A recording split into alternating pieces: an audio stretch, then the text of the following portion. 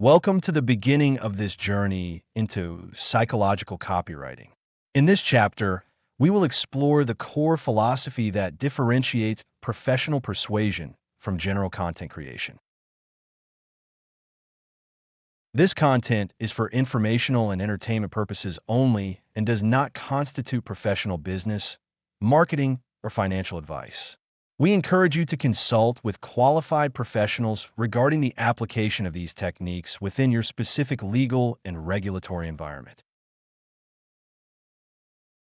To master copywriting, you must first abandon the notion that your task is to write creatively. Creative writing serves the writer's internal state, but professional copywriting serves the reader's decision-making process. We are not here to entertain or to demonstrate clever linguistic acrobatics. Instead, our goal is to engineer a communication bridge that connects a product's value to a specific human need. When you shift your vantage point from self-expression to conversion, the blank page becomes a laboratory rather than a stage. You will learn to view every sentence as a tool designed to reduce friction and increase the probability of an affirmative customer response. This approach requires that you treat your writing as a rigorous exercise in behavioral mechanics. By aligning your message with the way the human brain processes value, you turn writing into an asset that consistently produces measurable results. This course is built on a foundation of human neurobiology and decision-making science. We will examine why the primitive brain reacts to certain stimuli and how those reactions dictate whether a consumer ignores your input or takes action. Throughout these lessons, we will dissect the fundamental distinction between product features and customer benefits, a concept many professionals talk about, but few truly execute with precision. You will discover that empathy is not just a soft skill. It is a vital marketing strategy for identifying the internal obstacles that prevent a customer from feeling confident enough to purchase. By internalizing these psychological triggers, you will gain the ability to influence behavior across virtually any industry, from high-end consultancy to complex software solutions. Central to our methodology is the concept of the big idea, which serves as the intellectual anchor for every campaign. A message without a singular, cohesive theme is merely a collection of noise that confuses the reader and stalls the sales cycle. We will navigate through a comprehensive 6-chapter roadmap designed to take you from initial intent to final conversion. This roadmap includes the internalizing of proven sales frameworks, the systematic mastery of structural components, and the application of behavioral science to your digital assets. You will learn to construct arguments that bypass logical resistance while simultaneously validating the reader's underlying desires. This is a rigorous system, but it is one that provides a high degree of predictability in an otherwise chaotic marketplace. To ensure you can distinguish between amateur messaging and professional output, we will utilize a side-by-side comparison methodology. In each module, we will present a low-value message next to a high-value, psychologically optimized version. You will see firsthand how subtle changes in vocabulary, sentence structure, and logical flow can shift a reader from skepticism to engagement. This approach is intended to train your eyes to recognize non-performant copy, so you can audit your own work in real time.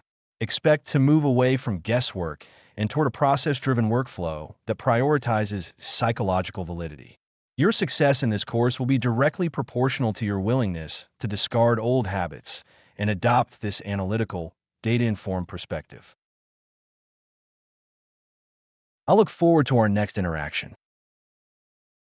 Welcome back. Today we begin our deep dive into the foundational biological imperatives that drive human decision-making, known as the Life Force 8.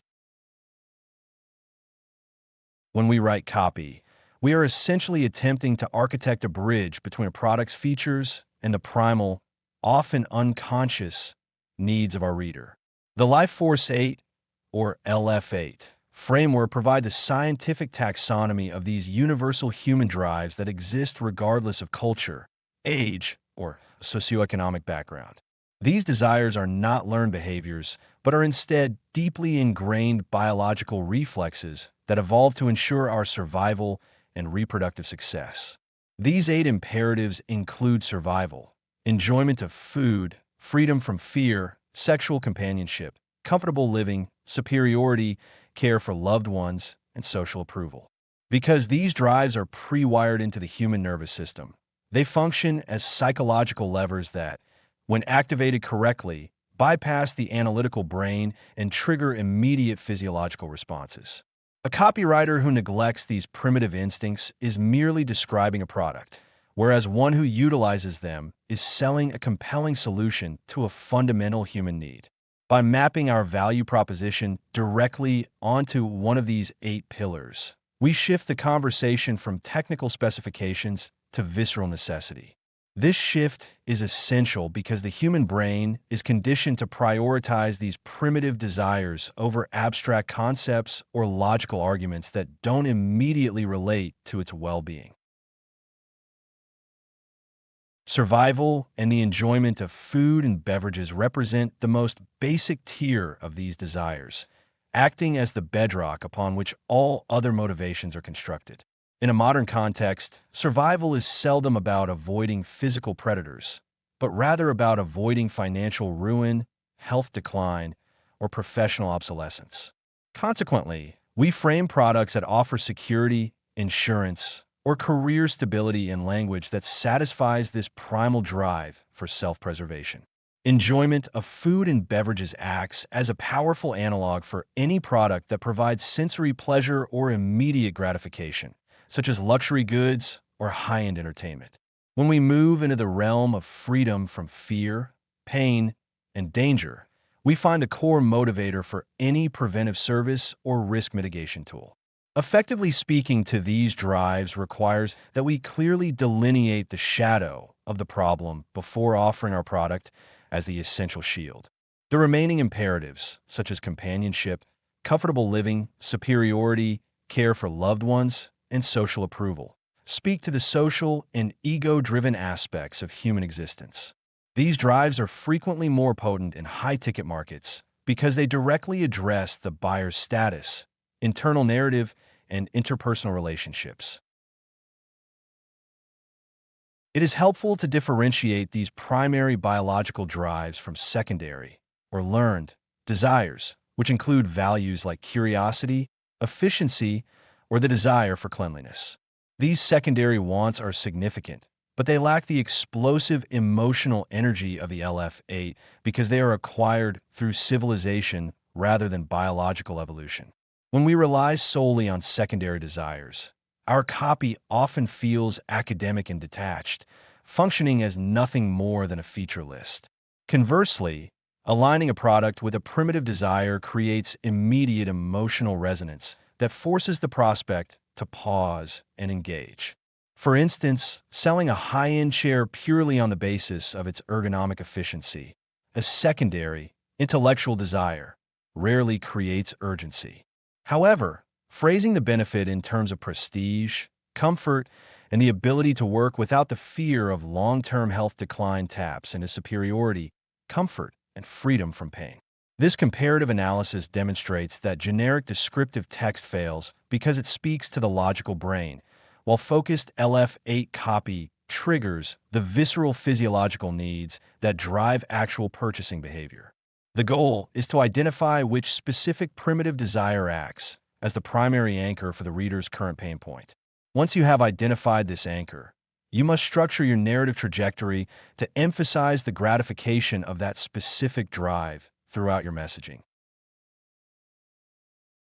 The efficacy of this approach is verified by the way the human brain processes information related to threats and opportunities for advancement. Because these 8 drives are deep-seated, they function as filters for all incoming sensory information.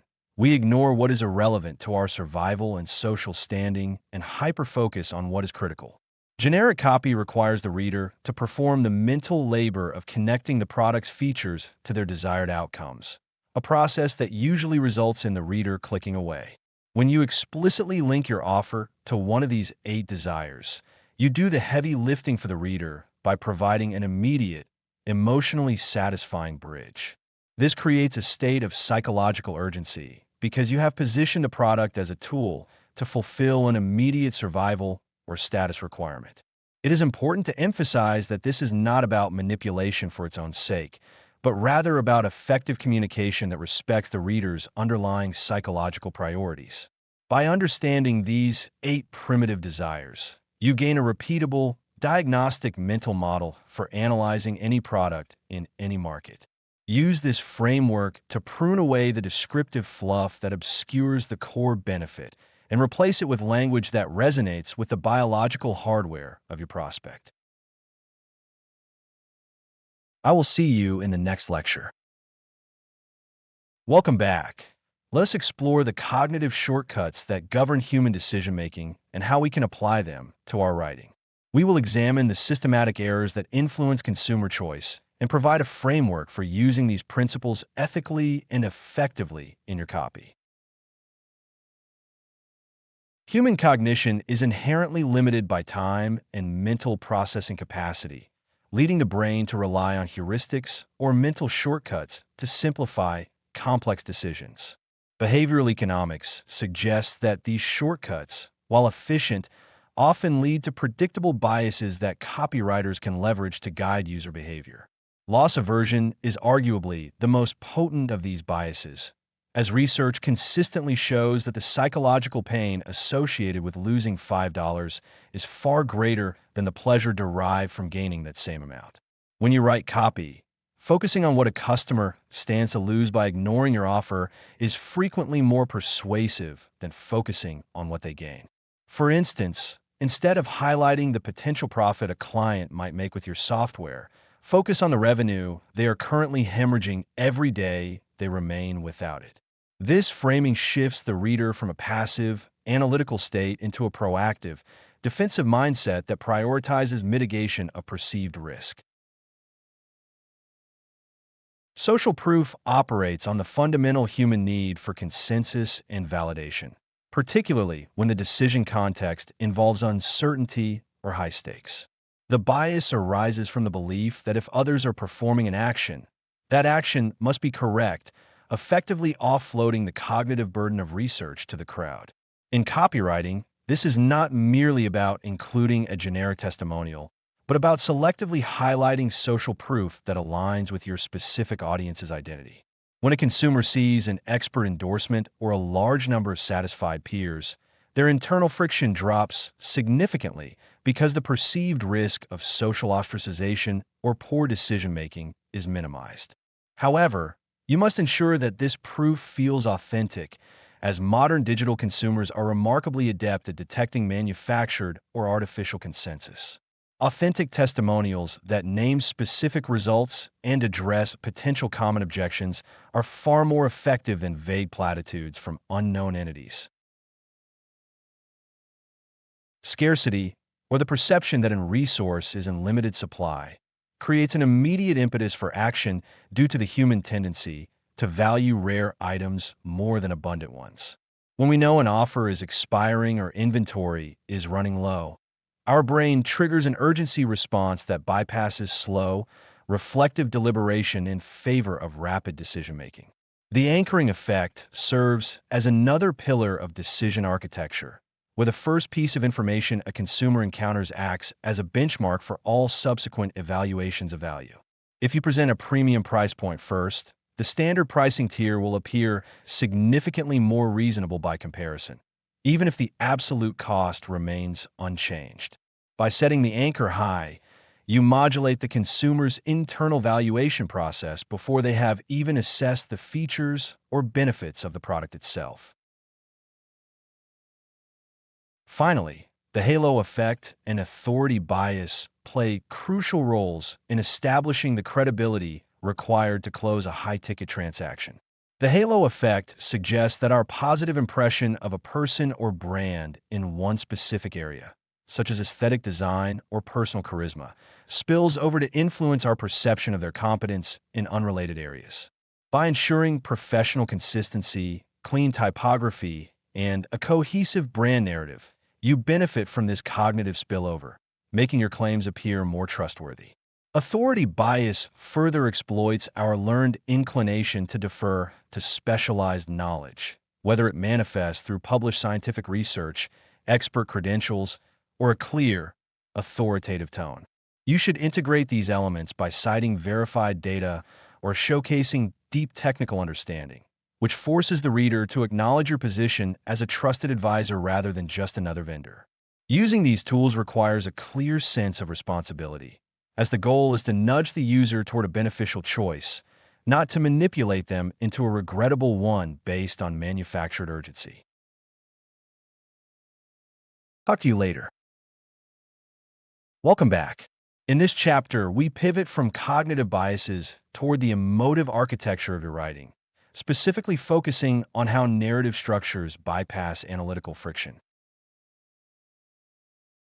Human cognition is inherently wired for story. We categorize our lived experiences through narrative arcs rather than raw data points. When you write copy that relies solely on logical arguments, you initiate a defensive posture in the reader where they instinctively look for holes in your reasoning. By contrast, stories bypass this logical gatekeeper by engaging the limbic system, which is responsible for our emotional responses and value judgments. When the brain encounters a narrative, it effectively lowers its analytical guard, allowing your message to be perceived as a shared experience rather than a sales pitch. This phenomenon is why anecdotal evidence often outperforms statistical data in terms of conversion rates.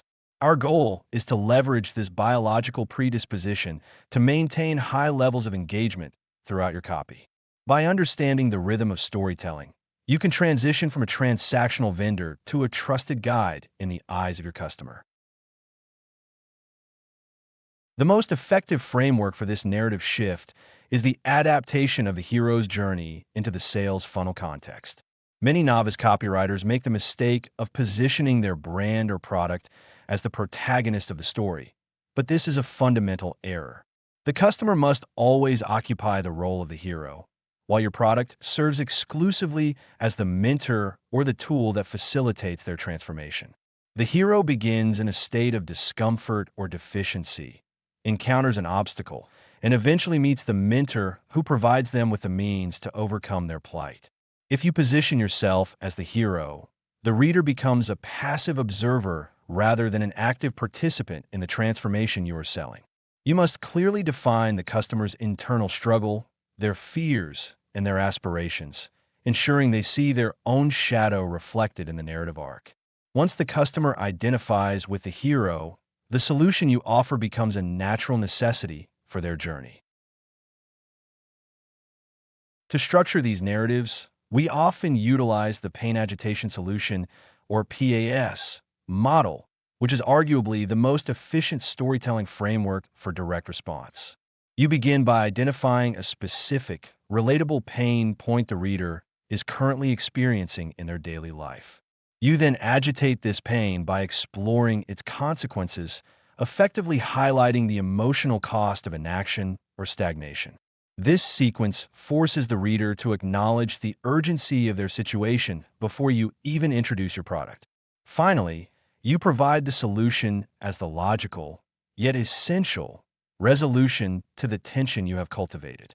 This structure functions because it mimics the natural development of human problem solving, identifying a threat, understanding its gravity, and committing to a path of resolution.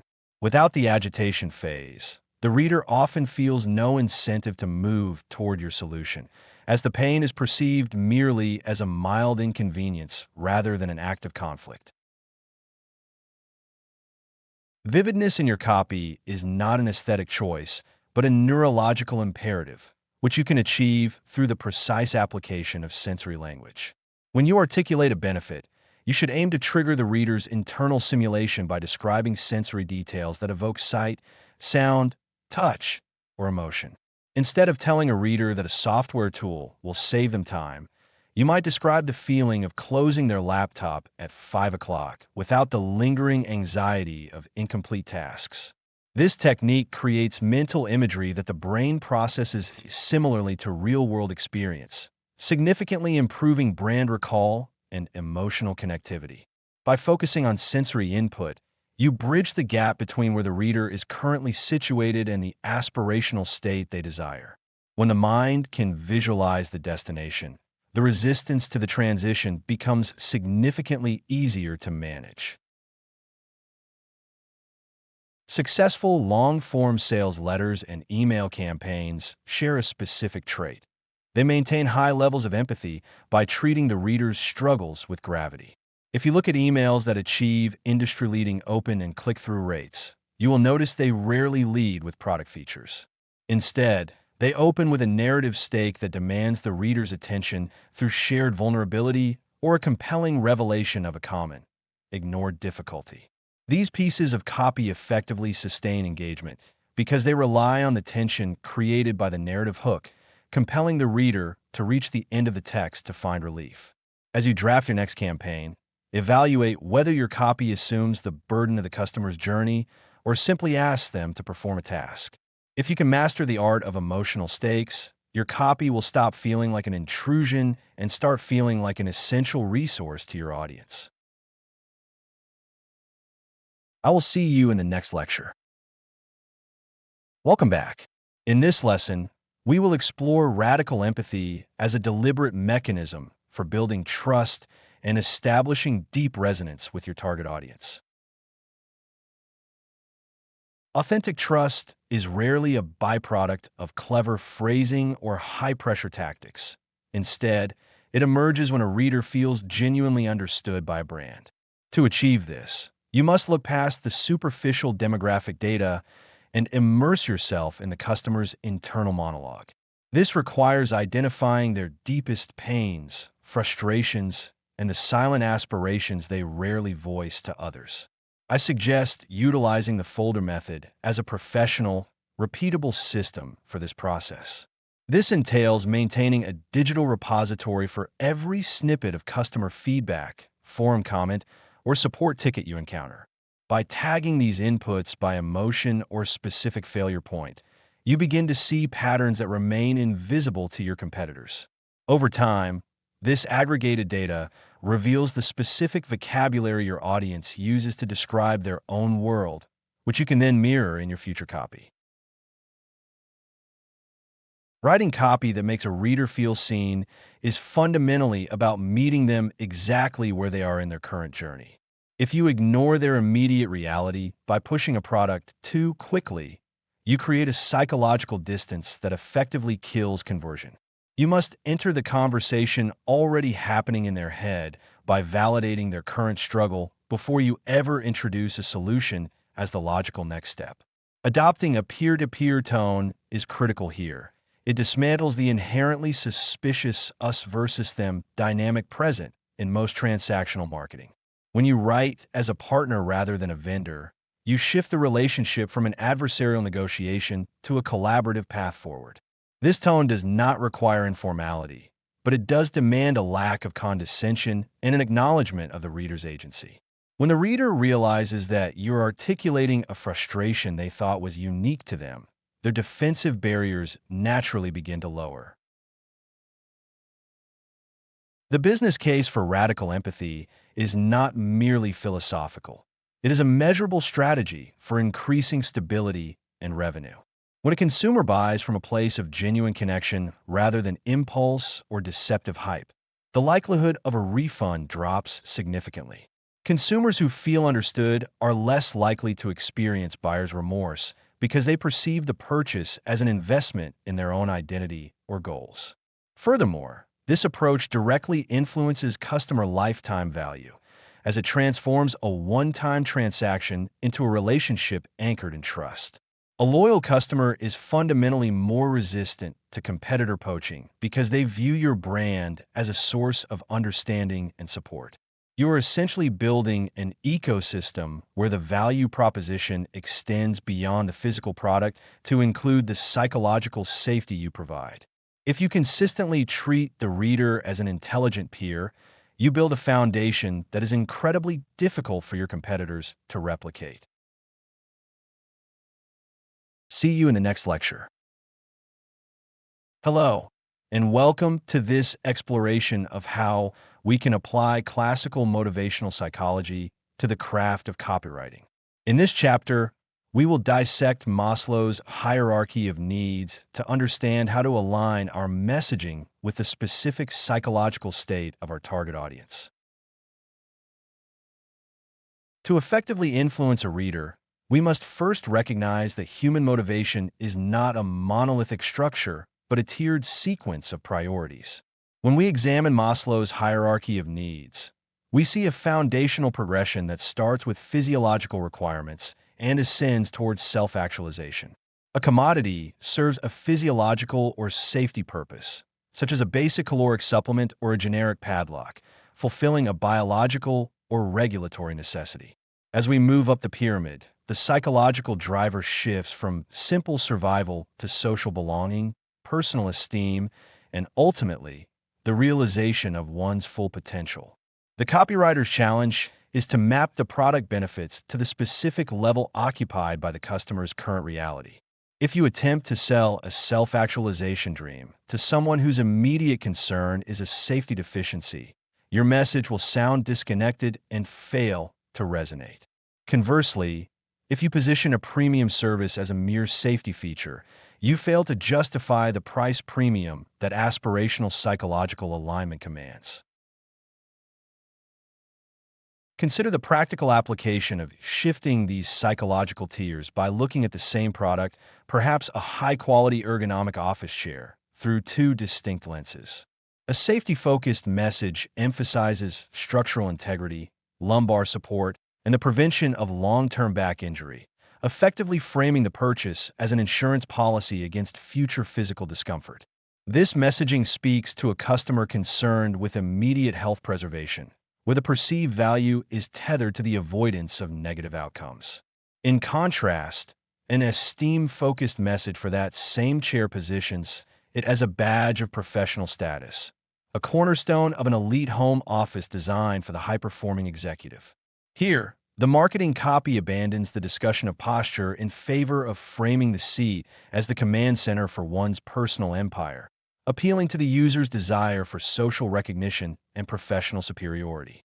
The latter approach inherently justifies a significantly higher price tag because it sells an enhancement to the user's identity rather than just a mechanical utility. The strategic power of this hierarchy lies in its ability to filter your audience by aligning the message with their specific level of maturity and intent. When you write content designed to speak to the self-actualization tier, you are naturally signaling that the product is not for the masses, which acts as a powerful qualifier. A consumer who is solely motivated by price and basic utility will often find aspirational copy alienating or even pretentious, which is a desirable outcome for a brand looking to cultivate a high-intent, premium customer base. By narrowing the psychological appeal, you reduce the noise of low-value, fickle shoppers and attract individuals who are invested in the transformation the product promises.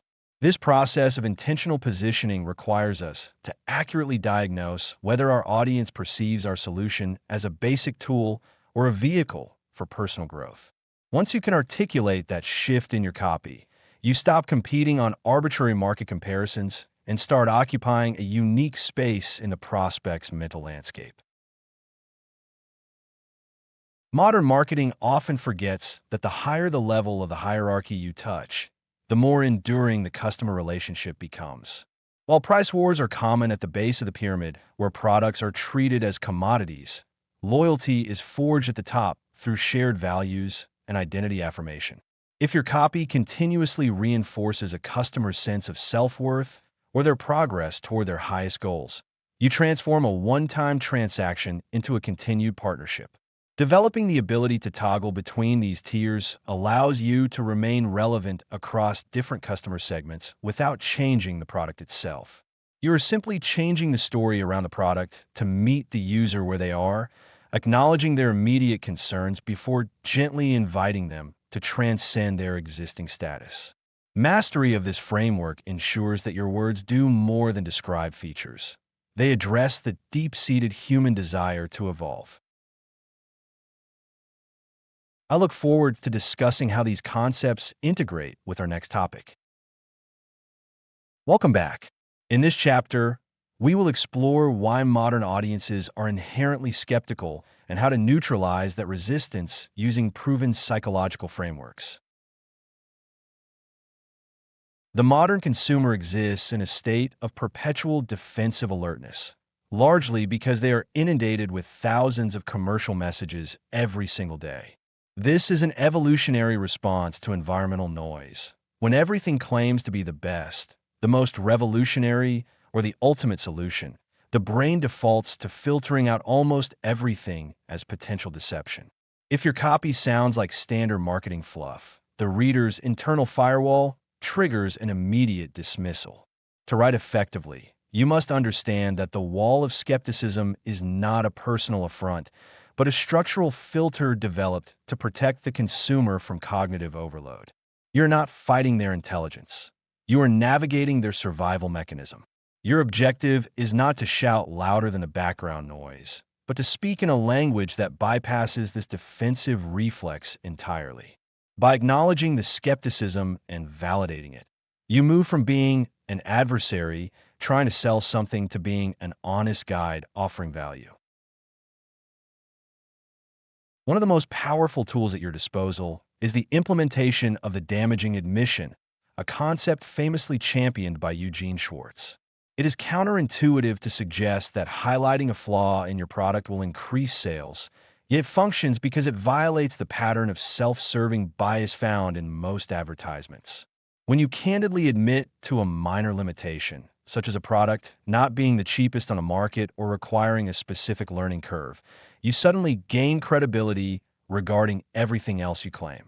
This technique works because people are conditioned to expect deception. When you reveal something transparently negative, it signals that your positive claims are likely grounded in reality. The key is to ensure the admission is specific, minor, and relevant to the audience, rather than a catastrophic failure that deters potential buyers. By voluntarily walking through the door of vulnerability, you effectively disarm the skeptical reader before they can categorize you as just another pitch. Beyond admissions, you must anchor your claims in verifiable data rather than relying on abstract superlatives. Vague assertions like industry-leading or the fastest software available are processed as semantic noise by the brain and do not contribute to persuasion. Instead, aim for ultra-specific numbers that are hard for a skeptic to argue with instinctively. If you say a process takes 30 minutes, the reader may doubt you. If you say it takes exactly 27 minutes based on a controlled study of 500 users, the level of perceived detail increases your authority. Human beings possess a strong cognitive bias that equates precision with honesty, even when they cannot immediately verify the data themselves. Use figures that feel specific, such as using percentages that aren't multiples of 5 or 10, as these reflect the messiness of real-world statistics. This approach transforms your body copy from a collection of empty promises into a document that reads like a technical report, which is significantly more difficult to dismiss. The psychology of the reason why is equally critical when justifying offers or product features that might seem too good to be true. A skeptical reader will always ask why a price is slashed or why a feature is included. If you fail to provide a reason, their mind will invent a negative one, such as the product being defective or the company acting in desperation. By explicitly stating your justification, for example, explaining that you offer a discount because you are clearing inventory for a new model or because you are honoring a specific seasonal anniversary, you close the loop of doubt. People are far more likely to accept a difficult reality if they have a logical, tangible reason for it. This does not mean you must over-explain every detail, but rather that you must proactively address the invisible question mark that lingers behind every purchase decision. When you provide the context and the rationale, you convert suspicion into understanding and eventually into trust. Finally, ensure your evidence is presented organically rather than as a defensive rebuttal to projected hostility. If you frame your entire lesson as a defense against a skeptical customer, your writing will adopt a stiff, argumentative tone that effectively screams, "I'm trying to sell you something." Instead, weave your proof points, your damaging admissions, your case studies, and your specific data into the narrative of the customer success. Your goal is to provide the evidence so that the reader can conclude for themselves that the product is legitimate, rather than trying to force that conclusion upon them with aggressive insistence. When the reader feels they have discovered the truth through the data you provided, they become far more invested in the recommendation. This shift from an argumentative stance to an advisory one removes the psychological friction that typically precedes a closing action. Treat the reader as someone who has questions that deserve answers, and they will treat your copy as a source of information rather than a sales ploy. I will see you in the next lesson. Hello and welcome. Today we begin our study of the high-converting headline as the primary mechanism for capturing attention in a crowded digital landscape. If we consider the headline as the gatekeeper of your content, its primary function is not to inform, but to command attention through fundamental psychological triggers. We must first reconcile with the reality that most people decide whether to consume your body copy based entirely on the initial promise presented at the top of the page. The curiosity gap remains one of the most reliable drivers of engagement, functioning by creating a discrepancy between what a reader knows and what they desire to know. By presenting a statement that feels incomplete, you incite a cognitive itch that the reader can only scratch by clicking through to the rest of the text. Simultaneously, we must look at news value and self-interest, as these provide the social and personal utility that justifies the click. A headline that ignores the reader's internal focus, what is in it for them, is destined to be skipped regardless of how clever or creative the phrasing might be. To systematically construct these headlines, we rely on the 4 U's framework: urgent, unique, ultra-specific, and useful.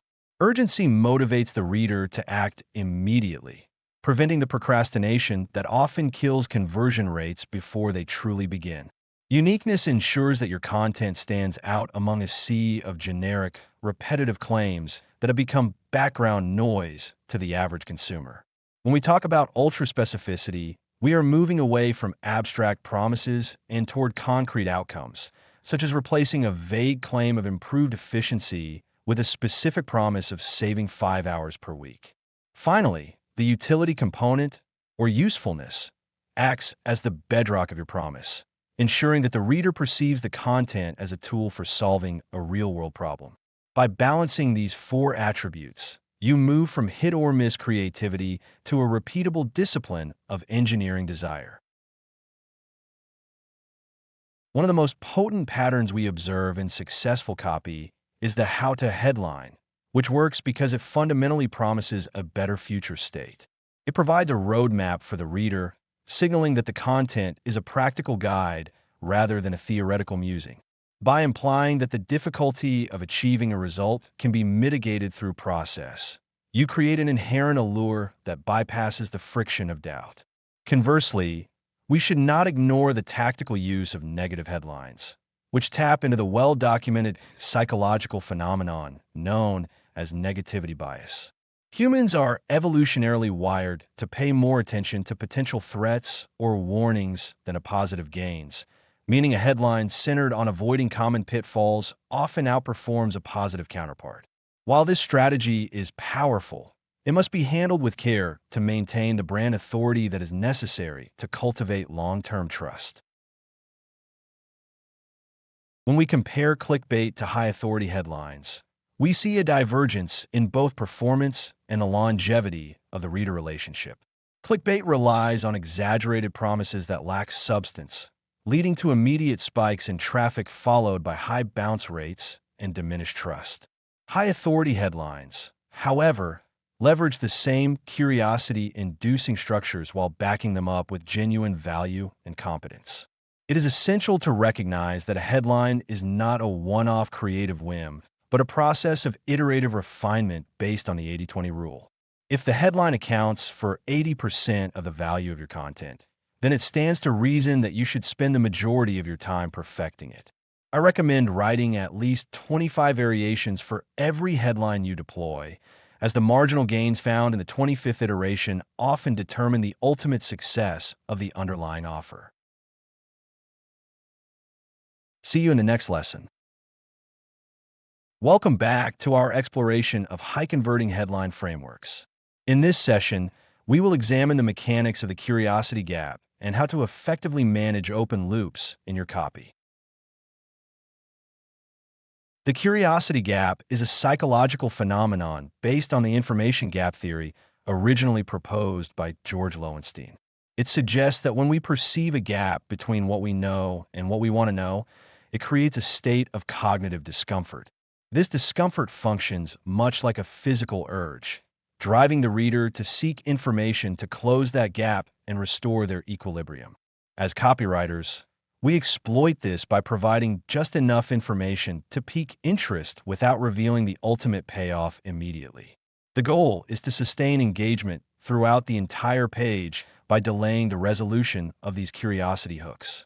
If you reveal the answer too early, the psychological tension dissipates, and the reader loses the incentive to keep scrolling. Open loops are the tactical application of this theory within your structure, functioning as a narrative device that leaves a question hanging in the reader's mind.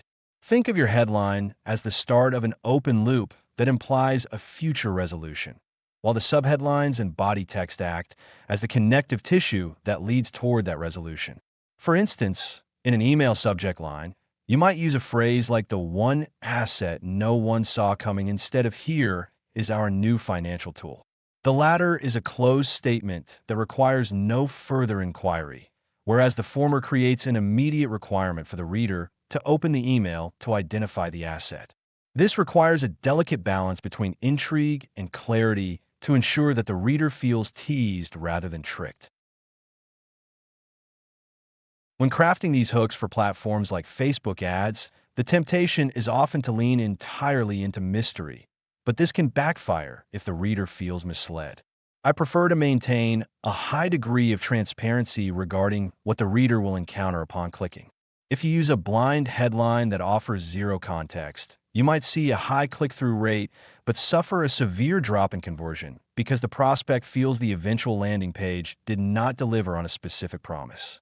A direct headline states the value proposition clearly, which is better for high-awareness audiences who are skeptical of gimmicks. Use blind headlines for cold traffic where you need to disrupt a pattern of scrolling, but pivot to direct, benefits-heavy copy as the audience becomes more aware of their problem and your specific solution. The effectiveness of these techniques is largely dictated by the market sophistication of your target reader. In a market saturated with similar offers, the audience has likely seen every trick in the book, making them immune to vague curiosity hooks. Consequently, they respond better to directness because it signals professionalism and a respect for their time. Conversely, in a green market where the problem is new or the solution is novel, you have more room to build curiosity because the reader lacks the context to understand a direct offer immediately. Always evaluate your reader's current mental state before deciding whether to pull a loop shut or leave it wide open. Clarity should never be sacrificed for the sake of cleverness. If the reader is confused, they will not be curious for very long.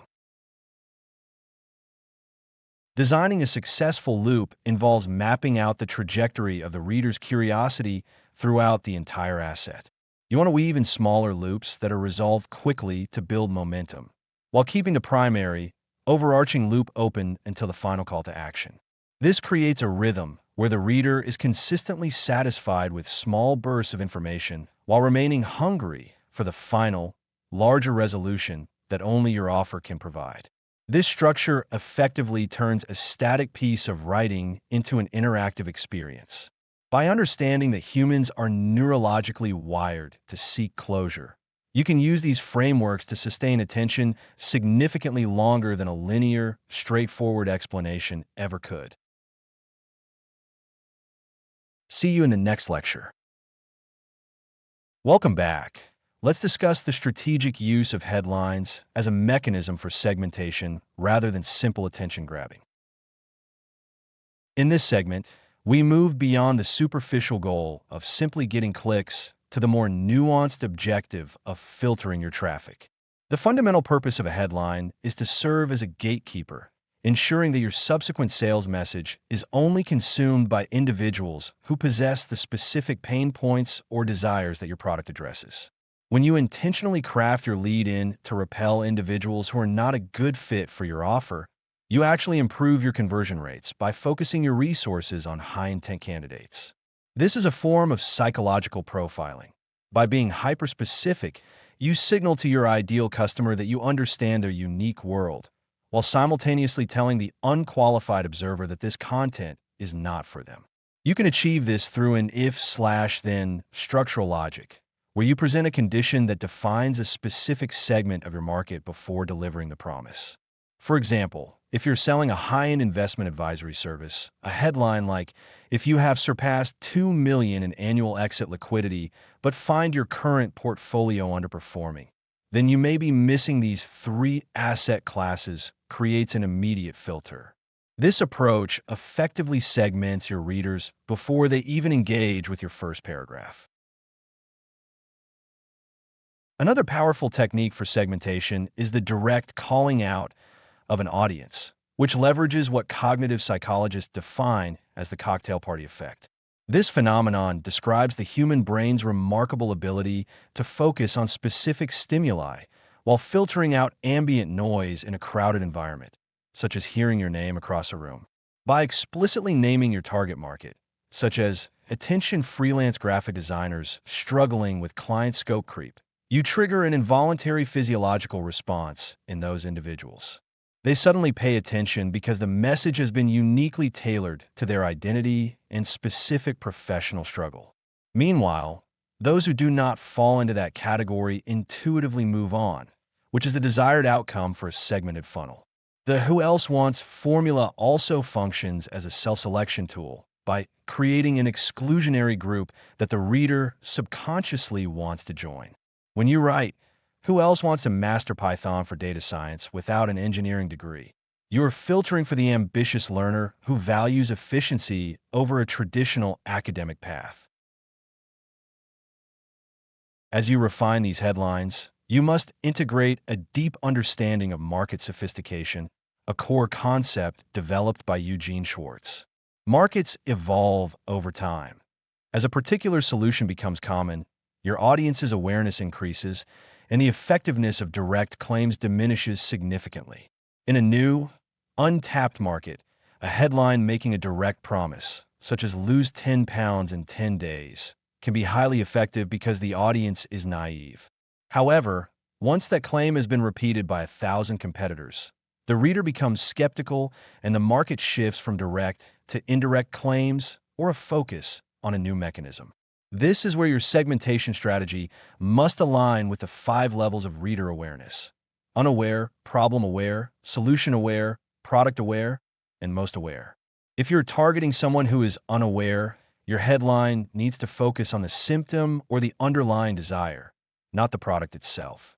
If you are targeting a most aware prospect, you could be much more direct and feature-focused because they're already primed to purchase.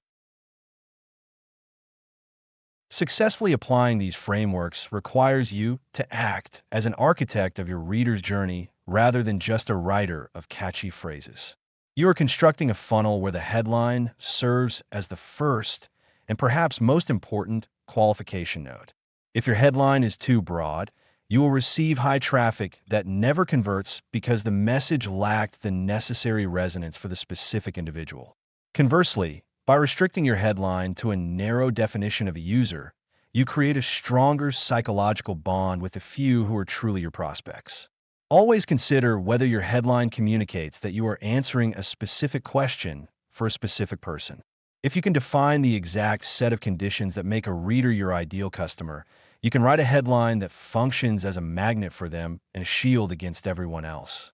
This is how you optimize for high-quality leads in an increasingly cluttered digital economy. See you in the next lecture. Welcome back to another session where we continue our exploration of the mechanics behind effective communication. Today, we focus on the specific linguistic choices that move a reader from passive observation to active engagement. In a landscape of persuasion, power words act as cognitive triggers that bypass the analytical defenses of the human brain. When we select these words, we are not merely choosing synonyms. We are selecting specific neurochemical levers that influence the subconscious mind. By categorizing language into emotional buckets, such as greed, fear, trust, anger, or lust, you gain the ability to dial the intensity of your copy up or down based on your desired outcome. A word like reveal suggests a discovery of value, tapping into the reader's desire for exclusive information, whereas a word like protect appeals to the primitive drive for safety. Effectively deploying these requires a disciplined understanding of your target audience's psychological state, ensuring the chosen term aligns with the emotional payoff you intend to deliver. One of the most persistent issues I observe in professional copy is the reliance on tepid, passive language that fails to generate any momentum. Weak verbs often result in sentences that describe a state of being rather than an action, which effectively drains the velocity from your writing. Consider the difference between saying your software improves performance and stating that it accelerates your workflow. The latter utilizes a sensory verb that paints a clearer, more dynamic picture in the reader's mind.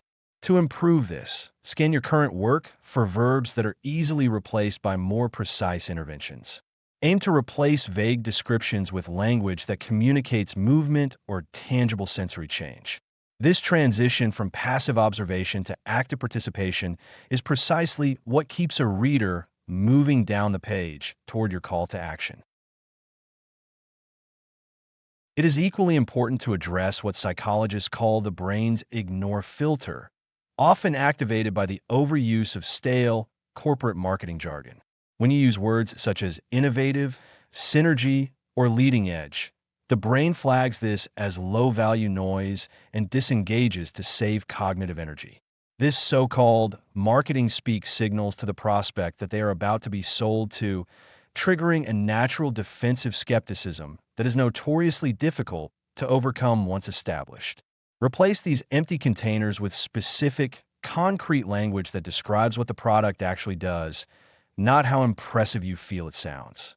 By speaking in direct, human terms, you lower the cognitive load and allow the prospect to process your message without their internal alarm bells sounding. At the very core of this linguistic toolkit sit two words that consistently outperform all others: free and you. The word free is a powerful shortcut that eliminates the perception of risk in a transaction, as its very nature removes the friction of financial cost. Concurrently, the word you keeps the focus firmly on the reader, shifting the narrative from your own credentials to the subjective reality of the customer. In practice, this means framing a sentence to address the user's needs directly, such as by saying you will see immediate savings instead of our company offers savings. When you combine these two pillars, you create a direct line to the reader's self-interest, which is the most potent motivator in existence.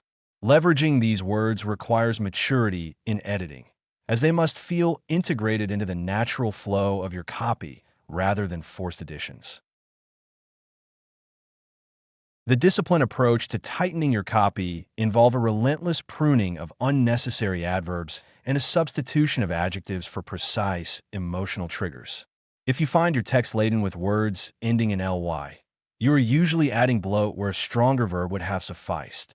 For instance, rather than saying an engine runs exceptionally quickly, simply say the engine surges.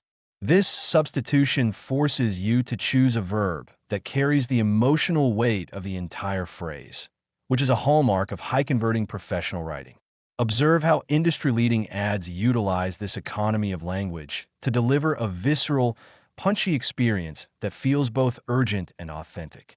By systematically replacing filler with psychological anchors, you strip away the distraction and leave the prospect with only the most essential, persuasive information. Before we conclude, consider that your word choices are essentially instructions sent to the reader's subconscious. Use them with intent and precision. I look forward to discussing how these elements fit into the broader structure in the next session. Welcome back. We are now turning our focus to how the physical structure of your text dictates whether a prospect reads your message or simply glides over it.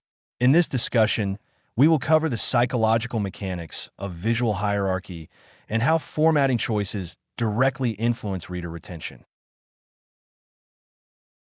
When we analyze how people consume content on the web, we must acknowledge the reality of the F pattern and Z pattern scanning behaviors. Users do not read text in a linear, traditional fashion when they first arrive on a landing page.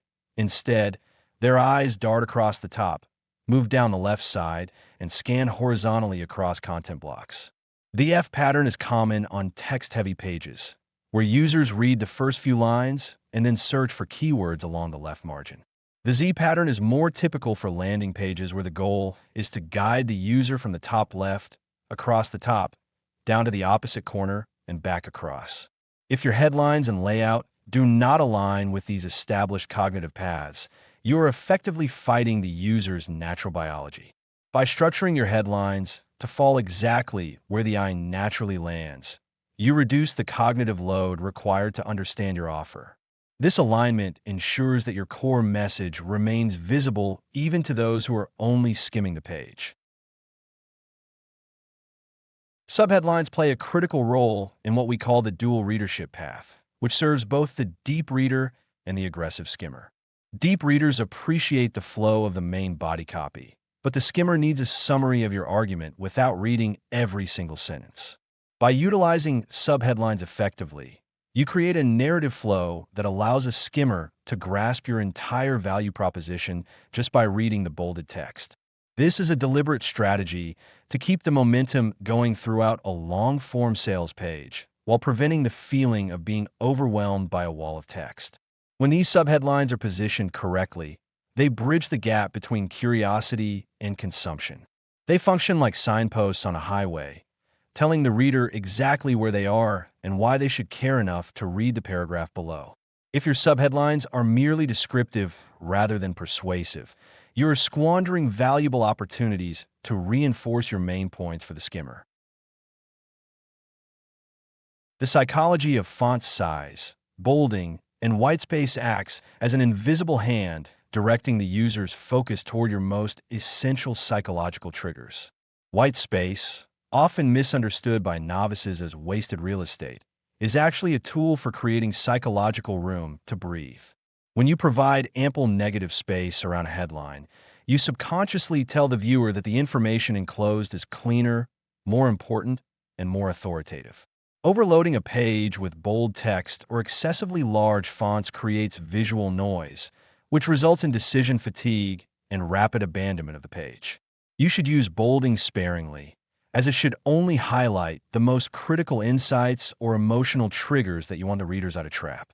Every typographical choice you make is either adding to the perceived value of your argument or subtracting from the reader's ability to focus on it.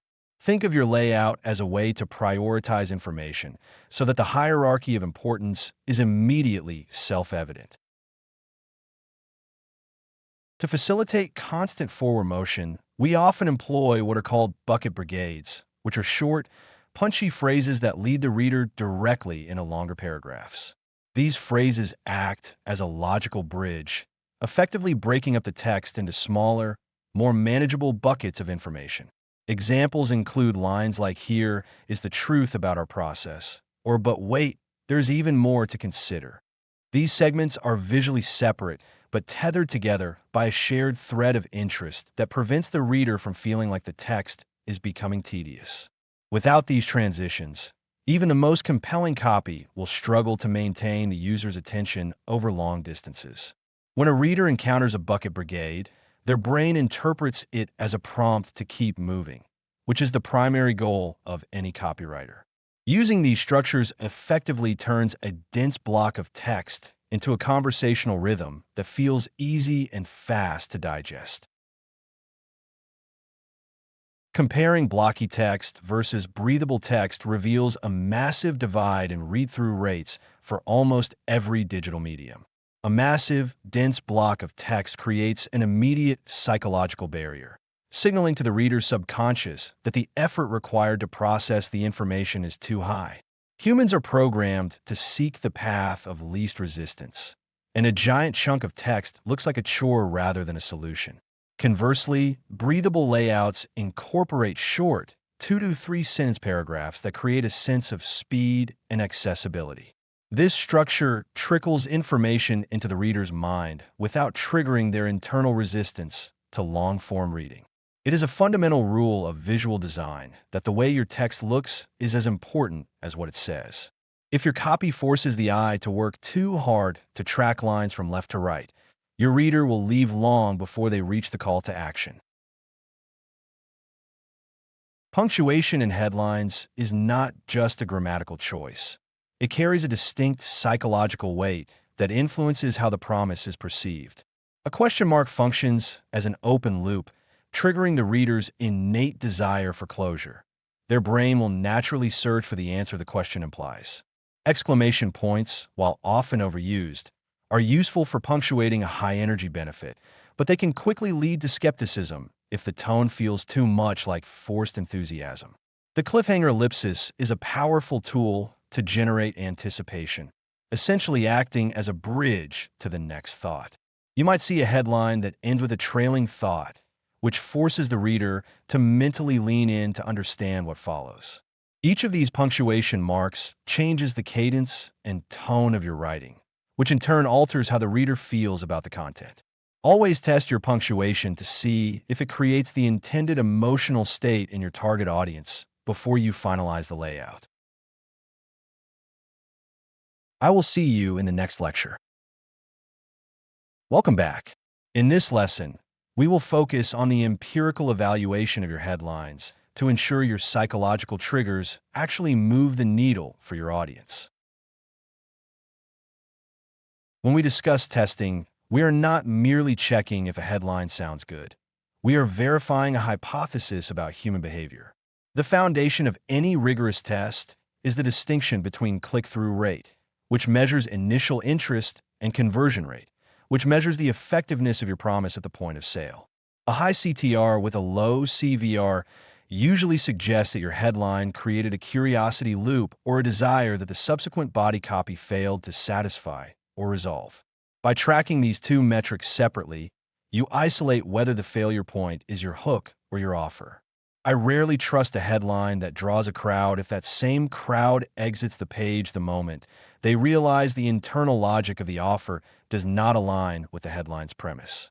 Therefore, you must establish a baseline performance before you attempt to iterate on any component of your messaging. Statistical significance is the mechanism that prevents us from mistaking noise for a genuine improvement. If your traffic is too low, you may see a 20% increase that is simply the result of random variance rather than a superior psychological angle.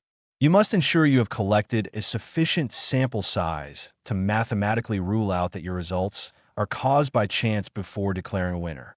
Many writers fall into the trap of stopping a test the moment one variant looks like it is pulling ahead by a few percentage points. This is dangerous because it leads to false confidence, which eventually degrades the overall performance of your creative over time. Always wait until the software confirms the result is statistically significant, ideally at a confidence level of 95%, before you commit your budget to the new copy variation. Testing variable versus variable requires a disciplined approach where you change only one psychological element at a time to determine what truly drives the engagement. If you change both the hook and the emotional framing simultaneously, you cannot know which shift caused the improvement in performance. For example, if you are testing a headline focused on loss aversion against one focused on gain, keep the secondary offer and the supporting visual elements identical across both variants. This allows you to conclude with certainty that the preference for the pain of loss over the prospect of gain is the behavioral driver for that specific segment. When you test a hook, You are identifying which specific psychological tension, whether it is a desire for novelty or a need for security, acts as the primary filter for your audience. Winner's fatigue is a phenomenon that occurs when an effective headline begins to lose its potency simply because the audience has becomes overexposed to the specific psychological framing. Even a highly persuasive message will eventually see diminishing returns as it circulates through your target market and saturates the available attention span. I find that when the conversion rate trends downward over a sustained period despite no changes to the traffic quality, it is usually time to refresh the creative using a different psychological angle. You do not always need to reinvent the brand proposition, but you do need to vary the delivery to strike a fresh chord. Monitoring the life cycle of your headlines is just as important as the initial testing phase to maintain consistent performance. Heat maps offer a layer of qualitative insight that raw numbers often obscure by showing you exactly where the eyes land when a user engages with your page. While a headline might generate clicks, a heat map can reveal if readers are ignoring the rest of your copy or perhaps focusing too heavily on a peripheral element. When I analyzed a recent A/B test that resulted in a 300% lift in sales, the quantitative data showed a massive increase in conversions. But the heat map showed something even more interesting. The winning variant used a specific phrase that spoke directly to a hidden fear, which caused visitors to scan, pause, and eventually read the entire offer instead of just skimming for the price. The psychological shift here was moving from an achievement-based hook to a risk mitigation hook, which resonated deeper because it eliminated the anxiety that was previously preventing the sale. Balancing qualitative feedback with your quantitative metrics allows you to build a cohesive narrative of why your audience behaves the way they do. Quantitative data tells you what is happening, while qualitative observation helps you hypothesize why those specific words triggered a decision. When you combine these, you create a robust feedback loop that refines your voice and improves your ability to predict which psychological triggers will work in future campaigns. Do not become obsessed with the numbers to the point of losing sight of the underlying message that connects with your reader. A good copywriter always keeps one eye on the data and the other eye firmly on the human experience occurring on the other side of the screen. I will see you in the next lecture. Welcome to this deep dive into the fundamental distinction between product features and consumer benefits. We will explore how to translate technical data into compelling emotional narratives that drive purchase decisions. In the world of professional copy, we often observe a common mistake where writers confuse the structural attributes of a product with the actual value they provide to the user base. A feature is simply a verifiable fact about your offering, such as a faster processor, a more durable material, or a specific software integration. However, your customer does not wake up in the morning thinking about your product specifications because their primary focus remains on their own internal struggles and aspirations. To bridge this gap, we apply the "so what" test, which forces us to ask why a specific feature matters in the real world. If you tell a prospect that a laptop has 16 gigabytes of random access memory, you're stating a feature, but you have not yet told the reader how that specific fact changes their daily output or reduces their current frustration. By continuously questioning the relevance of each detail, you strip away the technical noise and expose the underlying utility that actually motivates human action. Moving beyond surface-level advantages requires us to develop what I define as dimensionalized benefits, which paint a vivid picture of a user's life before and after your intervention. A standard benefit might claim that your software saves time, but a dimensionalized benefit describes the quiet coffee break that the user finally gains because their reporting tasks are now automated. You are no longer talking about the software. You are manifesting a sensory experience that allows the prospect to place themselves inside the solution you are selling. This technique relies heavily on the premise that people make decisions based on their anticipated emotional state rather than a logical spreadsheet of technical capabilities. When you articulate the specific look, feel, and sound of the user's improved daily reality, you decrease the cognitive distance between the prospect and the result they are seeking. This is not about puffery or exaggeration, but rather about bringing clarity to the abstract promises that often plague poorly written marketing materials. This mental visualization is known as future pacing, a powerful psychological strategy where you guide the reader to imagine experiencing the benefits of your product before they have even committed to a purchase. By constructing a narrative that assumes the product is already in their hands, you bypass the friction associated with the transaction itself and focus the reader's attention on the positive outcome. An effective way to implement this is to use temporal markers that anchor the user in a future time frame, such as describing how their work week looks once the transformation has occurred. You want the brain to start encoding the experience as if it has already taken place, which creates a psychological sense of ownership. When the reader can see the fruits of their purchase, the feature list acts merely as the logical backup, or the left brain reinforcement, that justifies the emotional choice they have already made internally. Without this logical support, the reader might feel like they're being sold on an empty promise. So we must maintain a balance between the envisioned payoff and the concrete evidence. When we analyze how to cluster these benefits, we must prioritize them according to the primary psychological drivers of our target audience. Not every benefit carries the same weight, and your ability to group them effectively depends on your understanding of the user's hierarchy of needs and existing anxieties. A professional software engineer, for instance, might care about integration flexibility, while a business owner prioritizes the impact on the bottom line or the reduction of team turnover. By creating benefit clusters, you ensure that every segment of your message speaks directly to a specific underlying motivation without cluttering the argument with irrelevant details. You should evaluate your current copy to identify which features can be grouped under a single, high-level emotional promise, thereby streamlining the communication process. This systematic approach prevents the reader from feeling overwhelmed by a laundry list of items and instead directs them toward the most impactful change you can offer to their professional or personal life. See you in the next lecture. Welcome back. Today, we turn our attention to the art of the persuasive bullet point, a deceptively simple device that can dramatically increase your conversion rates when executed with precision. In direct response copywriting, a bullet point is never merely a list of features or a way to organize technical specifications. When we talk about fascinations, we are referring to a specific type of bullet point designed to create an insatiable curiosity gap that the reader feels compelled to close. The structural blueprint of a high-impact fascination combines a clear, tangible benefit with a magnetic element of mystery that prevents the reader from scrolling past.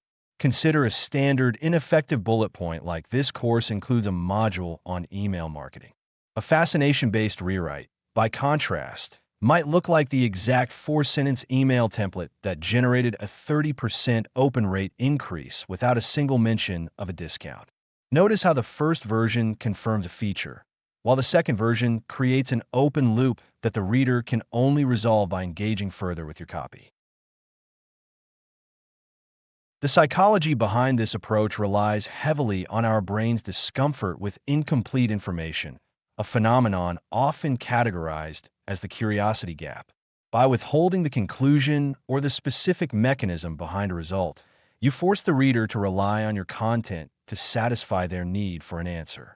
This is not about being vague for the sake of mystery, but rather about presenting the value proposition in a way that highlights the end result while teasing the unique method required to get there. When you stack these fascinations in a list, you effectively combat the fatigue that typically sets in when a reader encounters an intimidating wall of text.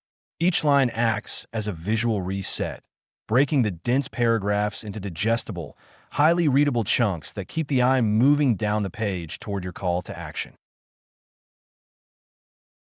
To arrange these bullets for maximum impact, you must understand the eye path and the serial position effect, which dictate how our cognitive systems prioritize information. Research consistently demonstrates that human memory and attention are strongest for items at the very beginning and the very end of a sequence. Consequently, your first and last bullet points should always contain your most potent, high-value fascinations, as these are the ones the reader is statistically most likely to process and remember. Sandwiched between these anchors, you can place your supporting points, though even these should always maintain the benefit plus mystery format. Using the rule of three is also a prudent strategy, as lists of three create a rhythm and sense of completion that feels more natural and persuasive to the human brain than an arbitrary or excessively long list. If we compare a dry list of features with a carefully curated list of fascinations, the difference in perceived value becomes immediately apparent. Imagine selling a software subscription. A standard list might state access to 24/7 support, cloud storage capabilities, and mobile synchronization features. A transformation into fascinations would sound like why you should never store your data on your primary drive, the hidden danger of standard support tickets, and how to bypass them, and sync files across your entire team in 3 clicks. These entries summarize long, complex arguments into specific, high-value nuggets that signal expertise and utility simultaneously. You are effectively performing a miniature sales pitch within every single line of your bulleted list, reinforcing the value of your product without overwhelming the reader with verbose explanations. Implementing this structure requires discipline, as it is easy to slip back into listing dry facts rather than framing them as psychological triggers. Examine your existing copy and identify any areas where you are simply listing product details. If a bullet point does not trigger a question in the reader's mind, it is failing to do its job. Ask yourself what core desire your product satisfies and how that specific feature helps the user avoid pain or reach a pleasure-based goal. By embedding the how or the why within the bullet, you create a value proposition that is tied directly to the emotional needs of your target audience. Always remember that your goal is not just to provide information, but to facilitate a decision through the careful calibration of curiosity and proof. As you continue to refine your writing, observe how these small structural changes influence your own response to the marketing materials you encounter daily. High-end info product sales letters almost universally rely on these techniques because, at the end of the day, the reader is buying a solution to a problem, not a list of software capabilities. By mastering the balance of benefit and mystery, you turn your copy into a series of irresistible invitations that propel the reader toward a logical conclusion. This practice of condensing complex value into punchy, effective bullets is one of the most powerful skills you can add to your professional repertoire. Stay focused on the underlying psychological levers, and you will find that your ability to persuade becomes significantly more consistent. See you in the next lecture. Welcome back. In this lesson, we explore how social proof functions as a psychological lever to transform skepticism into trust. Humans are inherently social creatures, evolved to look toward the behavior of others when navigating uncertain territory. This evolutionary tendency is known as social proof, a heuristic where an individual assumes the actions of the group reflect correct behavior in a given situation.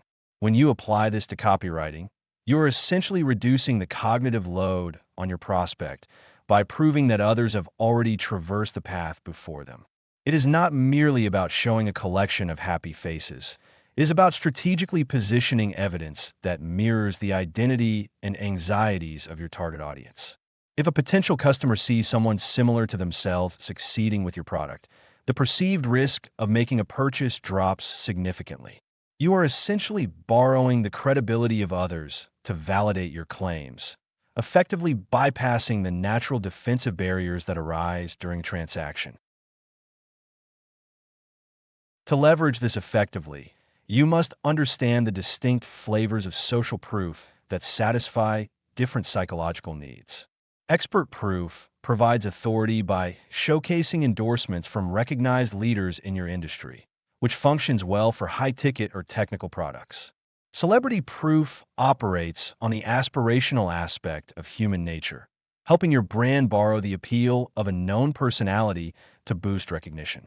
Then we have the wisdom of the crowds, usually presented as aggregate statistics, such as stating that 10,000 users have already joined your platform. This creates a sense of safety in numbers, assuring the buyer that they are not participating in an experiment. Finally, the wisdom of your friends or peer-based social proof remains the most powerful category because it is built on proximity and shared values rather than mere surface-level authority. Selecting testimonials requires a surgical approach because generic praise often fails to move the needle. A review stating that your product is great lacks the specific architecture required to dismantle an objection. Instead, you want to identify testimonials that address the exact friction points you have already identified in your sales flow. If a user is worried that your software is too complex to implement, find a testimonial from a customer who explicitly mentions how quickly their team got up and running. This is where the specificity rule comes into play. A detail like a 50% increase in efficiency is far more persuasive than a vague assertion that things improved. When a customer provides a number or a descriptive detail, it anchors the claim in reality, making it much harder for the reader to dismiss as hyperbolic marketing copy. Placement is just as crucial as the content of the proof itself, particularly when you encounter points of high friction. You should observe your sales page closely to find where the reader is likely to hesitate, such as near the buy button or where you reveal the price point. By placing a relevant, objection-handling testimonial directly adjacent to these zones, you intercept the doubt before it manifests as a reason to click away. Beyond these testimonials, we must consider implicit social proof, such as the logos of companies you have collaborated with or industry-standard certifications. These badges act as mental shortcuts, signaling to the reader that you have been vetted by institutions they already trust. Never underestimate the aesthetic weight of a recognizable logo, as it subtly communicates reliability without requiring the reader to process a descriptive paragraph of text. Soliciting these high-quality testimonials is a skill that requires you to guide your clients toward a narrative structure. Do not simply ask for a review. Instead, prompt your users with questions that encourage them to describe the state of their problem before they found your solution. Ask them what was preventing them from succeeding previously and how they felt upon finally achieving their desired outcome. This method produces story-based testimonials that allow your prospect to map their own journey onto the experiences of your past clients. When you view these stories as assets for your sales copy, you shift from being a vendor to being a partner in your customer success story. By auditing your current placement and the psychological alignment of your evidence, you can significantly optimize your trust metrics and, by extension, your conversion rates. I will see you in the next installment. Welcome to the chapter on constructing offers that resonate so deeply with your audience that declining them feels like an irrational choice. We will examine the psychological mechanics that turn a simple transaction into an irresistible value proposition. In the landscape of copywriting, the offer stands as the most critical pillar of your conversion strategy because it represents the actual deal being presented to the prospect. A unique selling proposition, or USP, differentiates you from competitors by highlighting what makes your service distinct, but the unique mechanism takes this a step further by explaining how your specific method achieves a result that others cannot. If the USP tells the customer why they should choose you, the unique mechanism explains the physics behind your success, which builds intellectual trust. Customers are naturally skeptical of claims, but they are generally receptive to logical processes that appear to mitigate their past failures. By articulating a clear process, you move the conversation away from competing on price and toward competing on a unique, superior methodology. This shift is essential for commanding premium prices, as you are now selling a proprietary solution rather than a mere commodity. Psychology dictates that value perception is often relative rather than absolute, which is why we utilize value stacking to make the price feel insignificant by comparison. When you present an item alone, the prospect focuses on the cost, but when you list a series of bonuses that solve related pain points, the focus shifts to the total utility received. Each bonus should have a specific, measurable value associated with it, which allows the prospect to mentally calculate a total worth that dwarfs your actual asking price. The secret here is that the bonuses themselves must be relevant to the main offer, otherwise they act as distractions rather than facilitators of the purchase.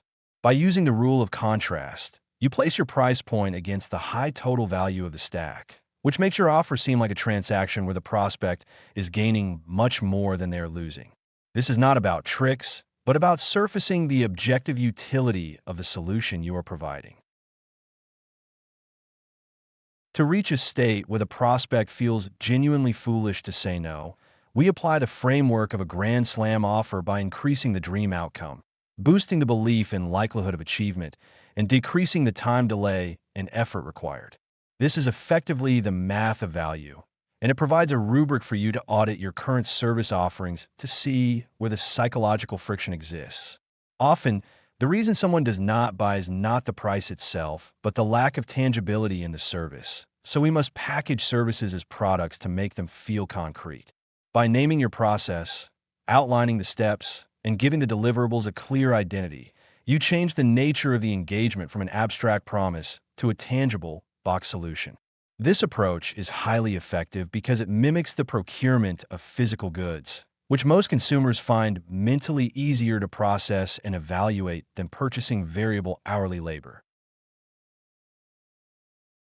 Risk reversal is the final psychological safeguard you must provide to remove the remaining hesitation that exists even after a prospect is convinced of the value. A standard money-back guarantee is often expected, but a truly powerful approach involves what we might call a better-than-money-back guarantee, where you might compensate the client for the time they lost if your solution fails to deliver. When you assume the entirety of the risk, you signal an extreme level of confidence in your product that most of your competitors fear to express. This is not an act of desperation, but a calculated psychological move that bridges the gap between your prospect's skepticism and their desire for the result you promised.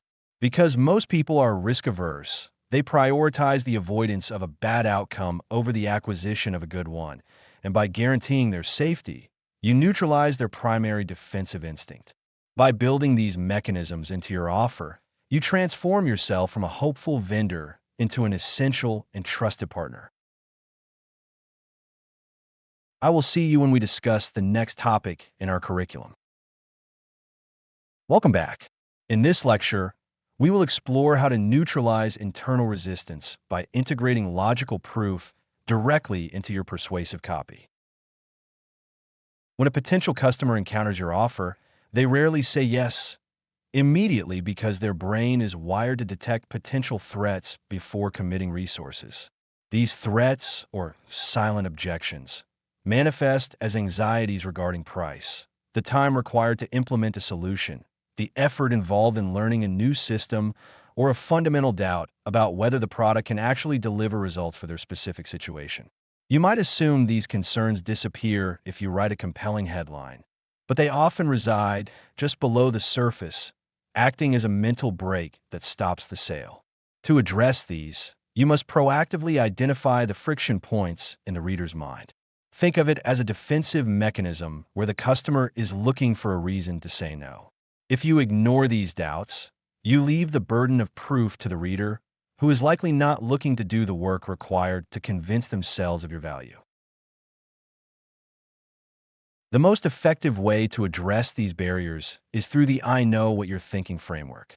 By explicitly voicing the objection before the customer can, you shift from being a salesperson to an advisor who understands their specific predicament. You might write something like, I know what you are thinking. You have tried similar software before and it was too difficult to integrate. By naming the objection, you validate their skepticism, which paradoxically creates immediate trust and lowers their defensive posture. Once you have acknowledged the doubt, you immediately pivot to the counterargument, which must be built on tangible evidence rather than subjective promises. If they fear that a product requires too much effort to use, you do not simply tell them it is easy. You describe the specific workflow, provide a case study of similar user, or offer a visual walkthrough. Logic serves as the scaffolding for an emotional purchase. While humans often make decisions based on desire, they strictly require logical rationalization to justify those decisions to themselves and others. When a prospect decides they want your product, their brain immediately looks for objective data to support that choice. This is where proof elements become essential to your copy. A screenshot of a dashboard demonstrating ease of use, a white paper showing statistically significant results, or a live demonstration video act as empirical anchors. When you present these elements, you are providing the raw material for the customer to build their own case in favor of your brand. A comparison table is particularly effective here because it allows you to frame the metrics that matter most. By placing your product alongside competitors on variables like time to implementation or total cost of ownership, you guide their logic toward an inevitable conclusion. Choosing between hard data and emotional appeal requires a nuanced understanding of your sales funnel and your audience's personality. Early in the funnel, or when targeting a personality type that values efficiency and control, hard data is your primary currency. These readers want to see the performance metrics, the uptime statistics, and the clear return on investment. Conversely, if your product serves an emotional need, or if the prospect is in the final stages of the consideration phase, you may lean more heavily into storytelling and the qualitative benefits that address their fears. You must be careful not to overwhelm the reader with excessive statistics when the emotional stakes are higher, as it can feel cold and detached. Conversely, failing to provide enough technical details can lead to a sense of intellectual dissatisfaction that causes the prospect to walk away at the final hurdle. Balance is not a stationary point, but a dynamic adjustment made by reading the context of a user journey. Mastering these techniques ensures that your words provide the safety and clarity needed for a commitment. Good luck applying these principles in your next draft. Welcome back. In this lecture, we examine how to orchestrate the internal logic of your copy so that the reader moves effortlessly from the first sentence to the final call to action. To master the art of conversion, you must treat your text as a singular, unbroken path rather than a collection of isolated points. Most writers fail because they write in disparate segments, forcing the reader to constantly stop, reorient, and restart their mental engagement. This creates cognitive load, which is the natural enemy of persuasion. Instead, you need to employ what we call psychological greasers.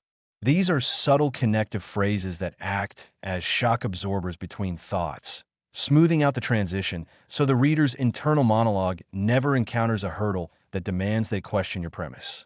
Think of your copy as a downhill slide. Once the reader starts, the slope must be constant, consistent, and frictionless.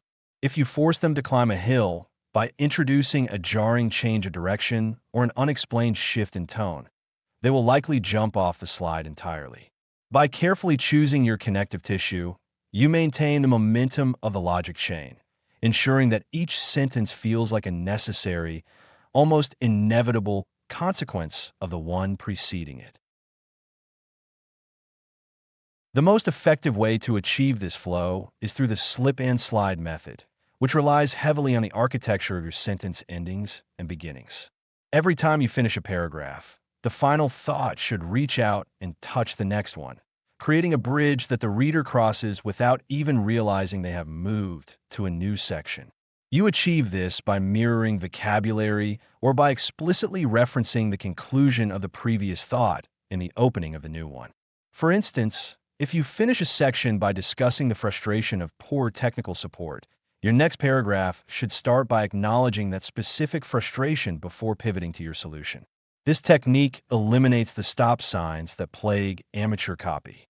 Stop signs are anything that breaks the reader's immersion, such as dense jargon, unnecessarily complex syntax, or long, dry paragraphs that serve no emotional purpose. Every time a reader sees a wall of text they find difficult to parse, their brain triggers a stop signal, and if they feel that resistance too often, they will simply abandon the page. Maintaining a consistent rhythm and cadence is similarly vital to ensuring the reader remains immersed in your narrative. Human speech is rarely monotonous. It consists of short, punchy statements mixed with longer, explanatory clauses. If you write your sales copy using only long, academic sentences, you create a robotic tone that lacks the vitality of human persuasion. Conversely, writing only in short, staccato sentences can make your copy feel frantic or aggressive. The secret lies in the interplay between these two extremes. You should use a very short sentence to deliver a powerful, singular fact or sharp, emotional punch.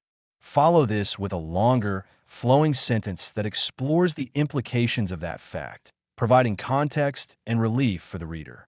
This variation mimics the natural rise and fall of someone speaking to a friend, which builds a subconscious level of comfort and rapport.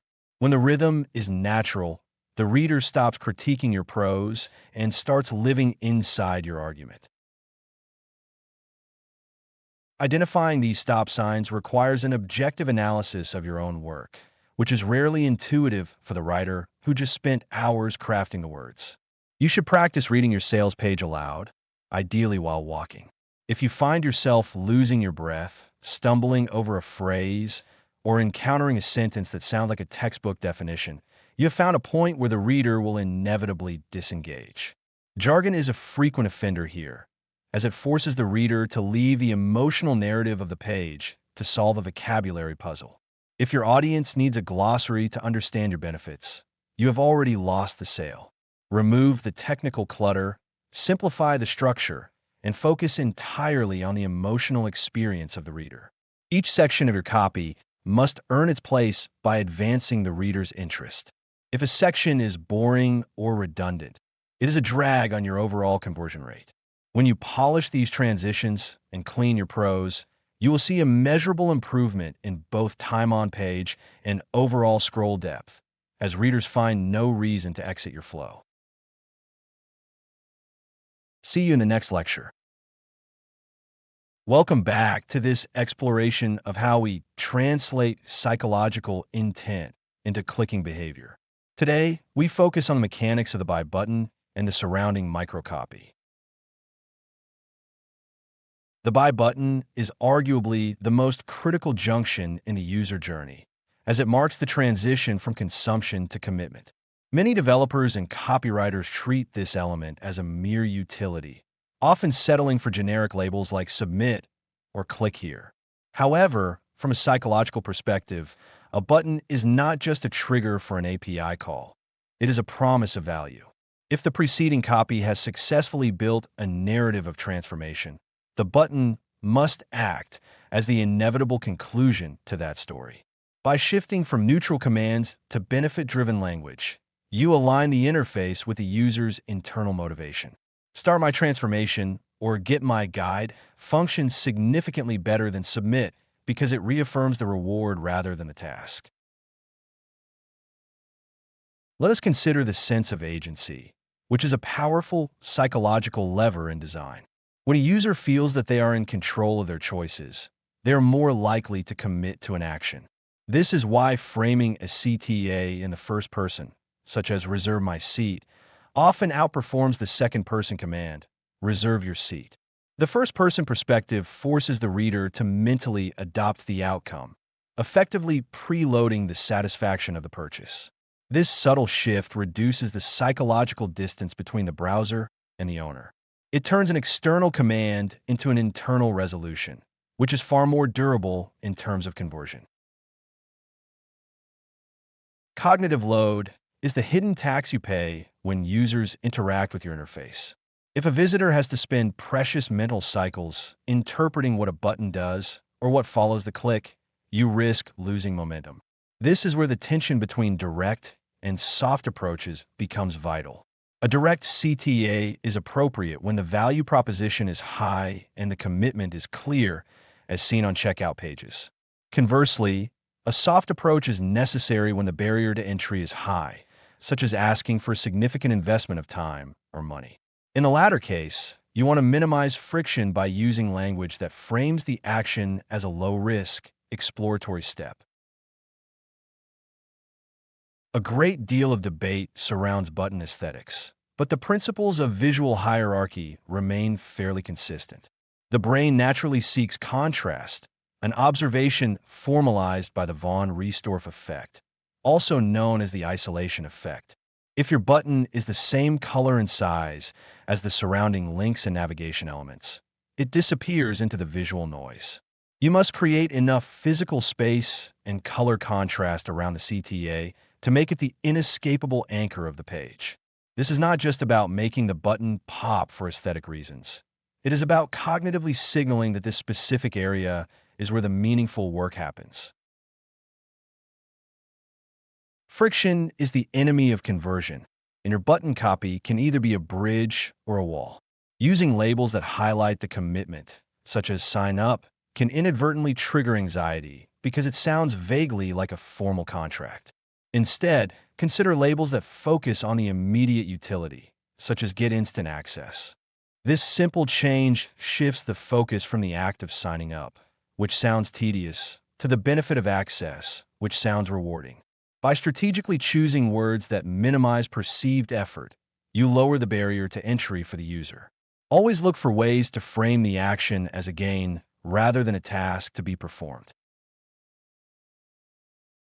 The choice between a command and a benefit-driven label depends on your specific audience and your unique value proposition.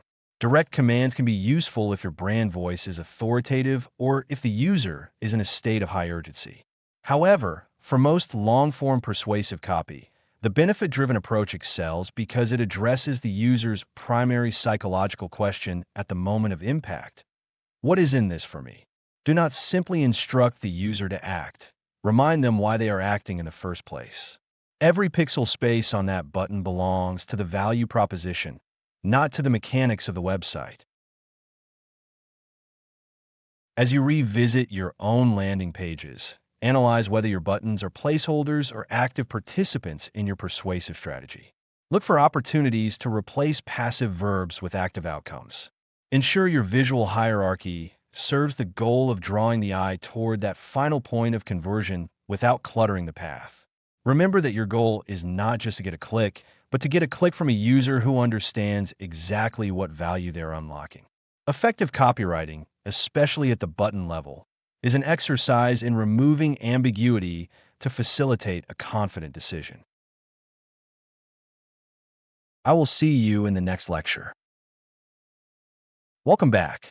In this lecture, we will explore the precise mechanisms behind scarcity and urgency to drive conversions without compromising your brand integrity.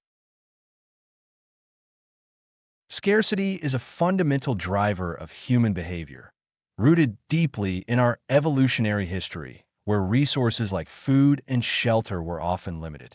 When we perceive that an item is rare, our brains instinctively assign it a higher value, because we equate availability with quality and importance. This cognitive shortcut, often exploited in marketing, relies on the principle that if something is hard to get, it must be inherently better than an abundant alternative. However, there's a profound difference between real scarcity and the artificial variety that permeates modern advertising. Real scarcity relies on actual inventory constraints or physical limitations, while fake scarcity is a performative act that customers can often smell from a mile away. If your checkout page always displays 3 items left in stock regardless of external demand, you're signaling to your audience that your brand is fundamentally dishonest. This breach of trust is often catastrophic for long-term customer retention, as the psychological sting of being manipulated causes the buyer to distance themselves from your future offerings. The psychology of fear of missing out, or FOMO, is essentially a high cortisol event for the potential buyer. When a person perceives that an opportunity is fleeting, the amygdala signals a potential threat to their social or economic standing, triggering a stress response. This physiological state narrows their focus, effectively pushing them to prioritize a quick decision over a long, logical deliberation. This is precisely why the so-called deadline effect is so potent in sales data, showing that a disproportionate percentage of transactions occur in the final 24 hours before an offer expires. The brain is not necessarily making a better choice. It is simply reacting to the threat of loss by settling the internal tension through a purchase. As a copywriter, your goal is to harness this intensity, but you must remain mindful that cortisol-induced decisions can lead to buyer's remorse if the product does not match the adrenaline-fueled expectations created by the urgency. When implementing tools like countdown timers or stock counters, the efficacy relies entirely on the suspension of disbelief. If a timer is present, it must be absolute, meaning that when it hits zero, the offer must truly disappear or increase in price. Using a dynamic countdown that resets every time a user refreshes their browser is a classic example of unethical practice that undermines your credibility. Instead, focus on specific scarcity to make your claims feel grounded in reality rather than marketing fluff. Telling a customer that there are exactly 47 units remaining is significantly more persuasive than stating there are only a few items left. Specific numbers bridge the gap between abstract marketing claims and verifiable facts, providing the reader with a concrete anchor point they can accept without excessive skepticism. Precision implies that you have a system in place, and that the limitation is a product of data, not a desperate attempt to force a sale. Negative urgency is an often overlooked strategy that shifts the focus from what the customer might gain to the specific consequences of their inaction. It is a refinement of loss aversion, a cognitive bias suggesting that the pain of losing something carries more psychological weight than the pleasure of gaining an equivalent benefit. You're not just telling them they could miss out on a discount. You are highlighting the missed growth, the lost efficiency, or the lingering problem that will persist if they choose not to act. This is not about fear-mongering, but rather about bringing to light the opportunity cost of status quo behavior. When you present this, keep the language grounded and objective, avoiding exaggerated emotional appeals that sound like low-quality clickbait. If you can clearly articulate the functional or emotional gap that remains in their life without your solution, you allow the customer to reach the conclusion that purchasing is the logical next step. Ethical scarcity requires that the constraint you impose must be a condition that serves both the business operations and the customer's decision-making process. If you offer a limited-time bonus, it must be taken down when the period elapses, even if it hurts to lose potential sales after the cutoff. Brand damage is a cumulative effect, and while one instance of manufactured scarcity might go unnoticed, a pattern of lying destroys the authority you have spent time building. Always ask yourself whether the urgency is a genuine feature of your campaign or a patch for a lack of real value in your offer. If your product requires artificial pressure to sell, the problem likely lies in your messaging or your offer structure rather than a lack of urgency. Clear deadlines create a psychological decision point that forces the prospect to evaluate their true intention, which is a service to the customer who might otherwise procrastinate indefinitely. See you in the next lecture. Welcome back. In this conversation, we explore the strategic utility of the postscript as a psychological anchor in your communication. It is a well-observed phenomenon in direct response marketing that the eyes of a reader often skip over the body of a sales letter and land directly at the bottom of the page. This behavior stems from a natural tendency to seek the conclusion, the price, or the core offer before committing cognitive resources to the narrative provided in the main text. Because of this, the PS serves as the second most read element of any piece of copy, occupying a position of immense leverage. When you write a postscript, you are not merely adding a stray thought or a forgotten detail at the end of your message. Instead, you're providing a second chance to catch the attention of the skimmer who has bypassed your carefully crafted paragraphs. If your headline and opening hooks are the handshake, the PS is the final summary that confirms the value proposition for those who need a shortcut to the decision point. One of the most compelling reasons to utilize a postscript involves the psychological concept known as the Zeigarnik effect. This principle suggests that human beings have a tendency to remember uncompleted or interrupted tasks better than completed ones, which creates an inherent sense of tension until the information is processed. By placing a postscript at the end of your letter, you provide a sense of psychological closure, effectively wrapping up the primary message while nudging the reader toward a specific action. This final note satisfies the mind's desire for an ending while simultaneously extending the influence of your argument. It is the bridge between the end of the narrative arc and the threshold of the transaction. Effectively, you're using the reader's need for resolution to deliver one final, concentrated dose of persuasion. There is a systematic approach to structuring these notes to ensure they perform specific functions within your conversion architecture. A summary PS serves to condense your primary offer and its benefits into a single, punchy sentence, catering specifically to those who scrolled past the technical details to see what is actually on the table. If you find that your readers are hesitant due to perceived abundance of choice, an urgency PS can act as a catalyst by reminding them of a looming deadline or the scarcity of a specific bonus. Furthermore, a social proof PS introduces a final piece of evidence, such as a recent success story or a notable statistic, which helps to mitigate lingering doubts during the final evaluation stage. By rotating these three types of postscripts, you create a dynamic finish that addresses the most common psychological barriers to entry. Beyond mere summary or urgency, the postscript is the ideal location to navigate the most stubborn objections that may remain in the reader's mind. Many potential customers reach the bottom of your page feeling a residual skepticism regarding the risk of their purchase or the applicability of your product to their specific situation. Rather than forcing these answers into the middle of your main body content, you can use the PS as a surgical tool to dissolve these doubts just as the reader is prepared to click away. You might state that the guarantee covers them unconditionally, or perhaps reiterate that the setup process is simpler than they might anticipate. By addressing the major objection as the final word, you effectively lower the psychological barrier to the purchase at the precise moment they're deciding whether to exit or move forward. To craft high-impact postscripts, you must internalize the necessity of brevity and precision in your final appeal. Each word in the PS should serve as a lever that tilts the reader toward the buy button. You are not starting a new conversation here. You are reinforcing the existing one with a weight of clarity and conviction.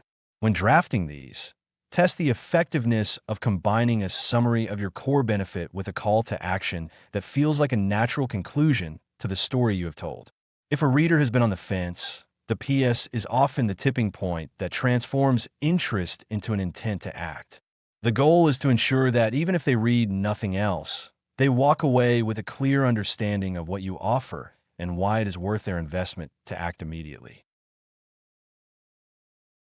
See you in the next lecture. Welcome back. Today we examine how to shift the burden of risk from the customer to the vendor, a cornerstone of effective conversion strategy. In any transaction, the customer bears the primary psychological cost of the decision, which is the possibility of losing money or time if a promise remains unfulfilled. This inherent tension is rooted in loss aversion, a concept where the psychological pain of losing is approximately twice as powerful as the joy of gaining. When you ask a prospect to open their wallet, they're not just evaluating the value of your product. They're subconsciously weighing the potential disaster of making a poor investment. Therefore, the goal of a robust guarantee is to flip this dynamic entirely by moving the risk onto yourself. If the prospect fears being scammed, your copy must provide a mechanism that makes staying with you safer than leaving. You achieve this by building a psychological floor that prevents the decision from feeling like a leap into the unknown, thereby quieting the cognitive dissonance that often precedes a sale. The mechanics of trust are often misunderstood, as many assume that offering a return policy is merely a technical requirement for commerce. However, the endowment effect suggests that once a person perceives a product as already being in their possession, they value it more highly, which makes the idea of returning it less attractive. By extending an extremely generous guarantee, such as a full year instead of the industry's standard 30 days, you invoke the confidence effect. Counterintuitively, giving people more time to return an item drastically lowers actual refund rates because the urgency to test the product and request money back vanishes. When a customer knows they have 12 months to decide, the immediate, anxious impulse to verify the purchase as a safety measure evaporates. You are effectively removing the deadline-induced stress that forces customers to audit their investment, ultimately fostering a longer-term emotional attachment to the product during that extended trial period. Naming your guarantee is another deliberate act of framing that changes how the prospect perceives your company's integrity. A generic promise like money-back guarantee often sounds like an empty corporate platitude that everyone includes by default. Instead, use direct, descriptive language that highlights the specific benefit or the unique nature of your promise, such as a toxin-free promise or an absolute result or nothing guarantee. This terminology tells the customer exactly what they are protected against and signals that you understand their specific anxieties. When you use a no questions asked framework, you're signaling radical transparency and removing the social friction of having to justify their decision to someone else. If your guarantee sounds like a lawyer drafted it to exclude as much as possible, you are signaling danger. Conversely, if it sounds like a handshake agreement between professionals, you invite trust. Comparing a weak guarantee to a high-converting one reveals a radical difference in the weight of the copy. A weak guarantee often hides behind restrictive conditions or complex processes, which serves only to heighten the fear that the vendor is hiding something behind a veil of bureaucracy. On the other hand, a risk-free framework explicitly states that you take on all the weight of the decision, making it structurally easy for the prospect to say yes. You want your copy to sound like you are personally vouching for the quality of the item, placing your own reputation on the line rather than just referencing a company policy document. If you clearly communicate that you want them to feel comfortable above all else, you alleviate the fear of being scammed. Your goal is to make the act of purchasing feel less like an expenditure and more like a consequence-free experiment at your expense. By framing the transaction as entirely reversible, you're not inviting returns, but rather enabling the purchase in the first place. When the subconscious mind registers that there is no penalty for an unfavorable outcome, the intellectual brain stops scanning for threats and begins analyzing the benefits of the offer itself. This shift in focus is essential because it moves the dialogue from a defensive posture to an inquisitive one. Every word you write about your guarantee should demonstrate that you are thoughtful, empathetic, and courageous enough to stand behind your offering without hesitation. In essence, the guarantee is the final logical bridge that allows the prospect to cross from uncertainty into agreement. Use this tool not as a safety net for the customer, but as a persuasive device that bridges the gap between interest and commitment. I will see you in the next lecture. Welcome back. Today we are shifting our focus to the mechanics of guiding your reader's attention directly toward your call to action. In the domain of digital communication, the primary challenge is not merely writing compelling text, but managing the cognitive load of your visitor to ensure they arrive at the intended conclusion. When a reader lands on your page, their eyes scan in predictable patterns, often governed by subconscious impulses rather than deliberate analysis. To influence their behavior, we must employ explicit visual cues that serve as navigational beacons. Directional cues, such as arrows or the line of sight in a photograph, function as biological triggers that force the human eye to track toward the subject of interest. If you feature a person in your imagery, ensure their eyes are pointed toward your button or headline, as readers will invariably follow that gaze. These subtle, yet powerful, adjustments override the reader's default scanning behavior and align their visual field with your primary objective, making the desired action the most logical next step. Once you have directed the eye, the element itself must possess sufficient contrast and salience to command attention amidst the visual noise of the surrounding environment. This is grounded in the psychological principle of the von Riestorff effect, which suggests that an item that stands out like a sore thumb will catch more attention than items that blend into a uniform design. Beyond visual prominence, we must also address the cognitive friction known as decision fatigue, where users' ability to make rational choices degrades as they encounter more complexity. If your checkout page is cluttered with unnecessary distractions, secondary links, or overly long forms, the threshold for abandonment drops significantly. A truly effective page adheres to the path of least resistance by eliminating any field or request that does not contribute directly to the conversion process. By simplifying the path, you improve processing fluency, which is the ease with which the brain processes information, ultimately making the choice to buy feel automatic rather than laborious. The strategic placement of psychological anchors near the point of action is another crucial component in solidifying the conversion.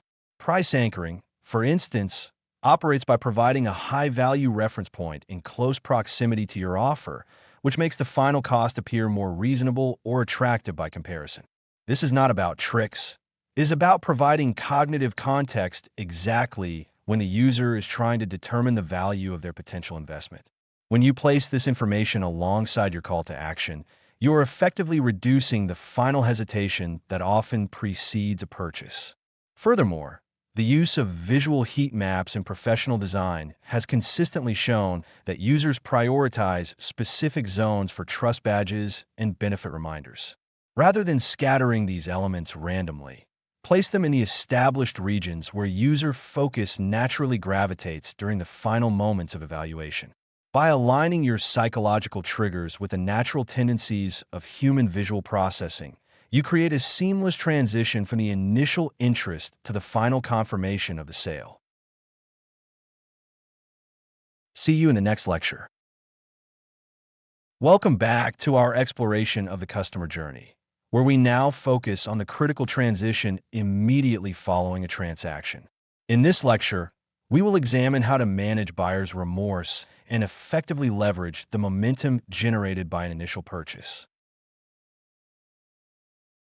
Post-purchase dissonance, often colloquially termed buyer's remorse, is a psychological state where a consumer experiences anxiety or regret after committing to a financial investment.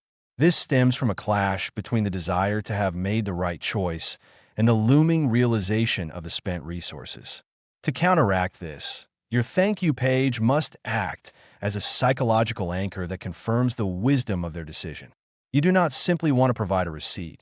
You want to offer a narrative transition that validates their identity as a smart, proactive individual. By acknowledging their purchase with language that emphasizes the positive transformation they have just initiated, you reduce potential cognitive dissonance. Effective copy here avoids transactional boredom and instead replaces it with a sense of relief and excitement.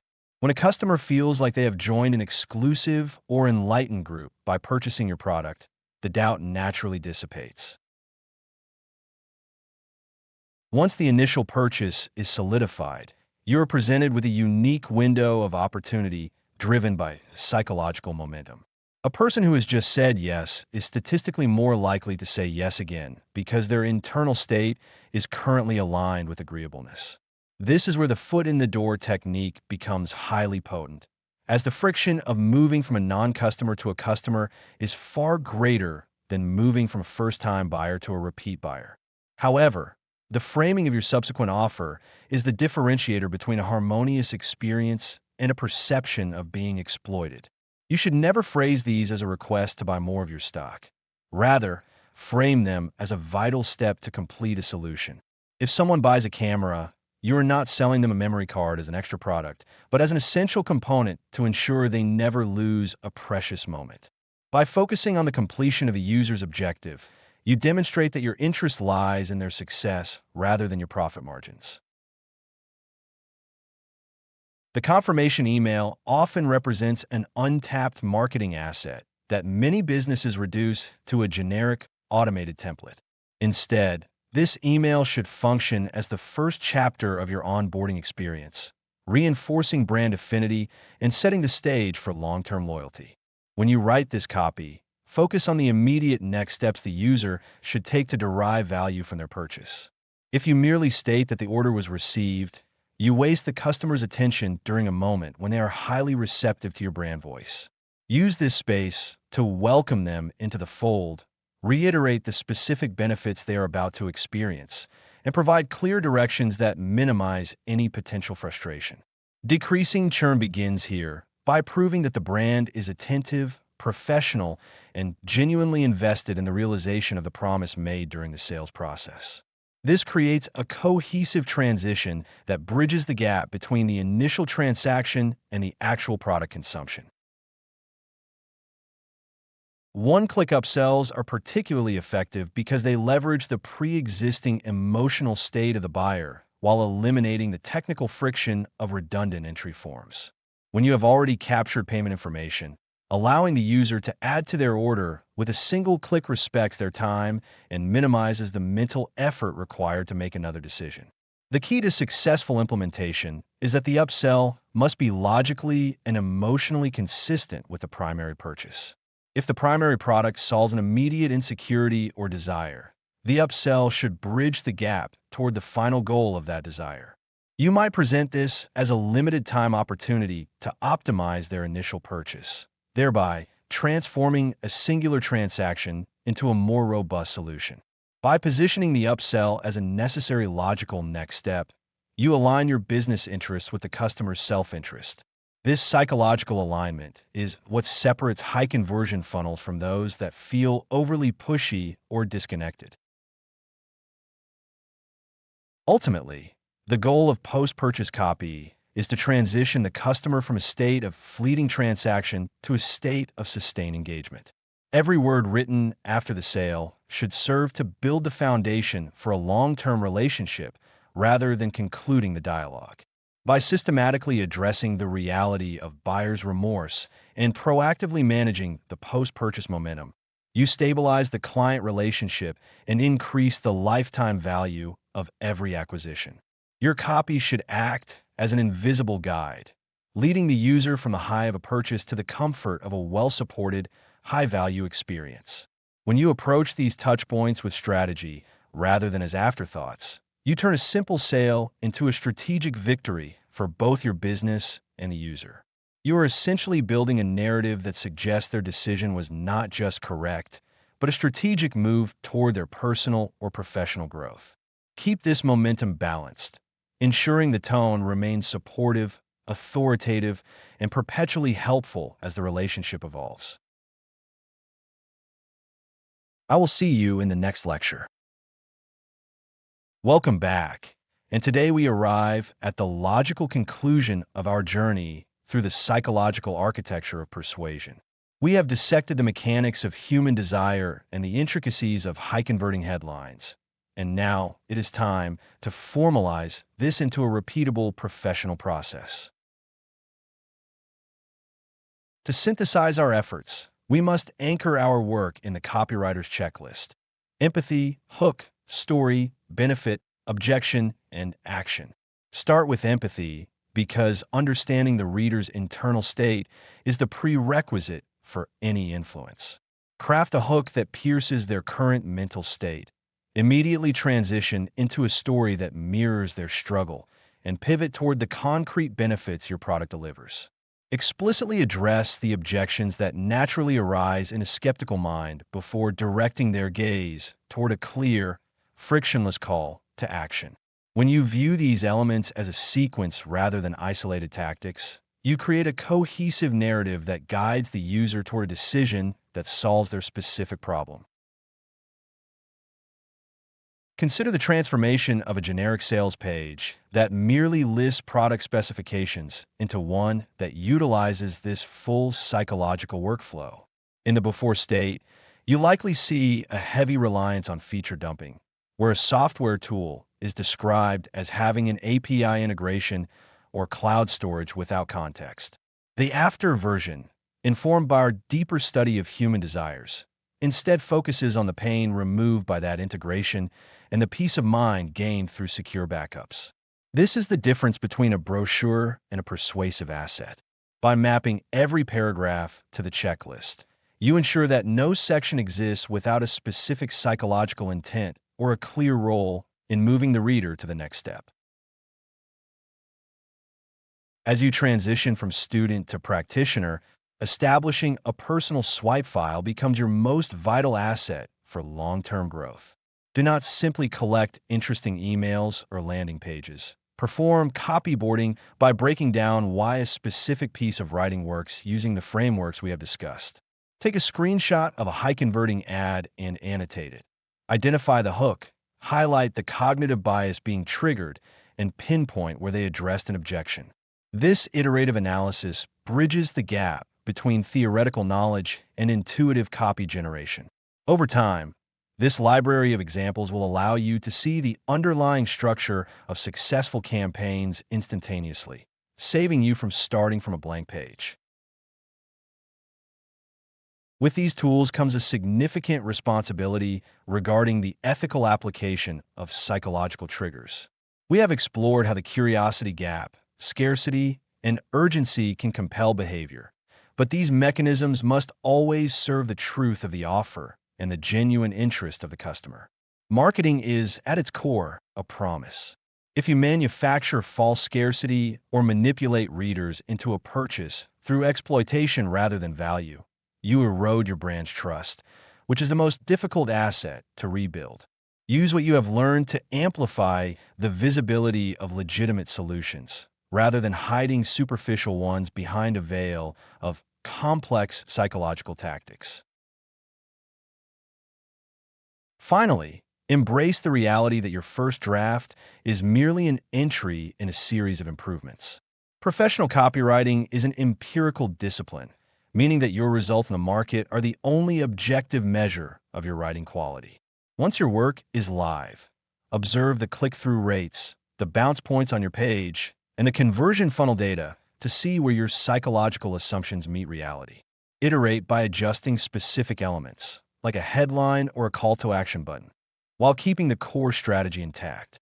This scientific mindset ensures that your work constantly evolves, becoming more effective at building businesses and helping people locate the solutions they need. Go forth and apply these principles with deliberate care. See you in the next one.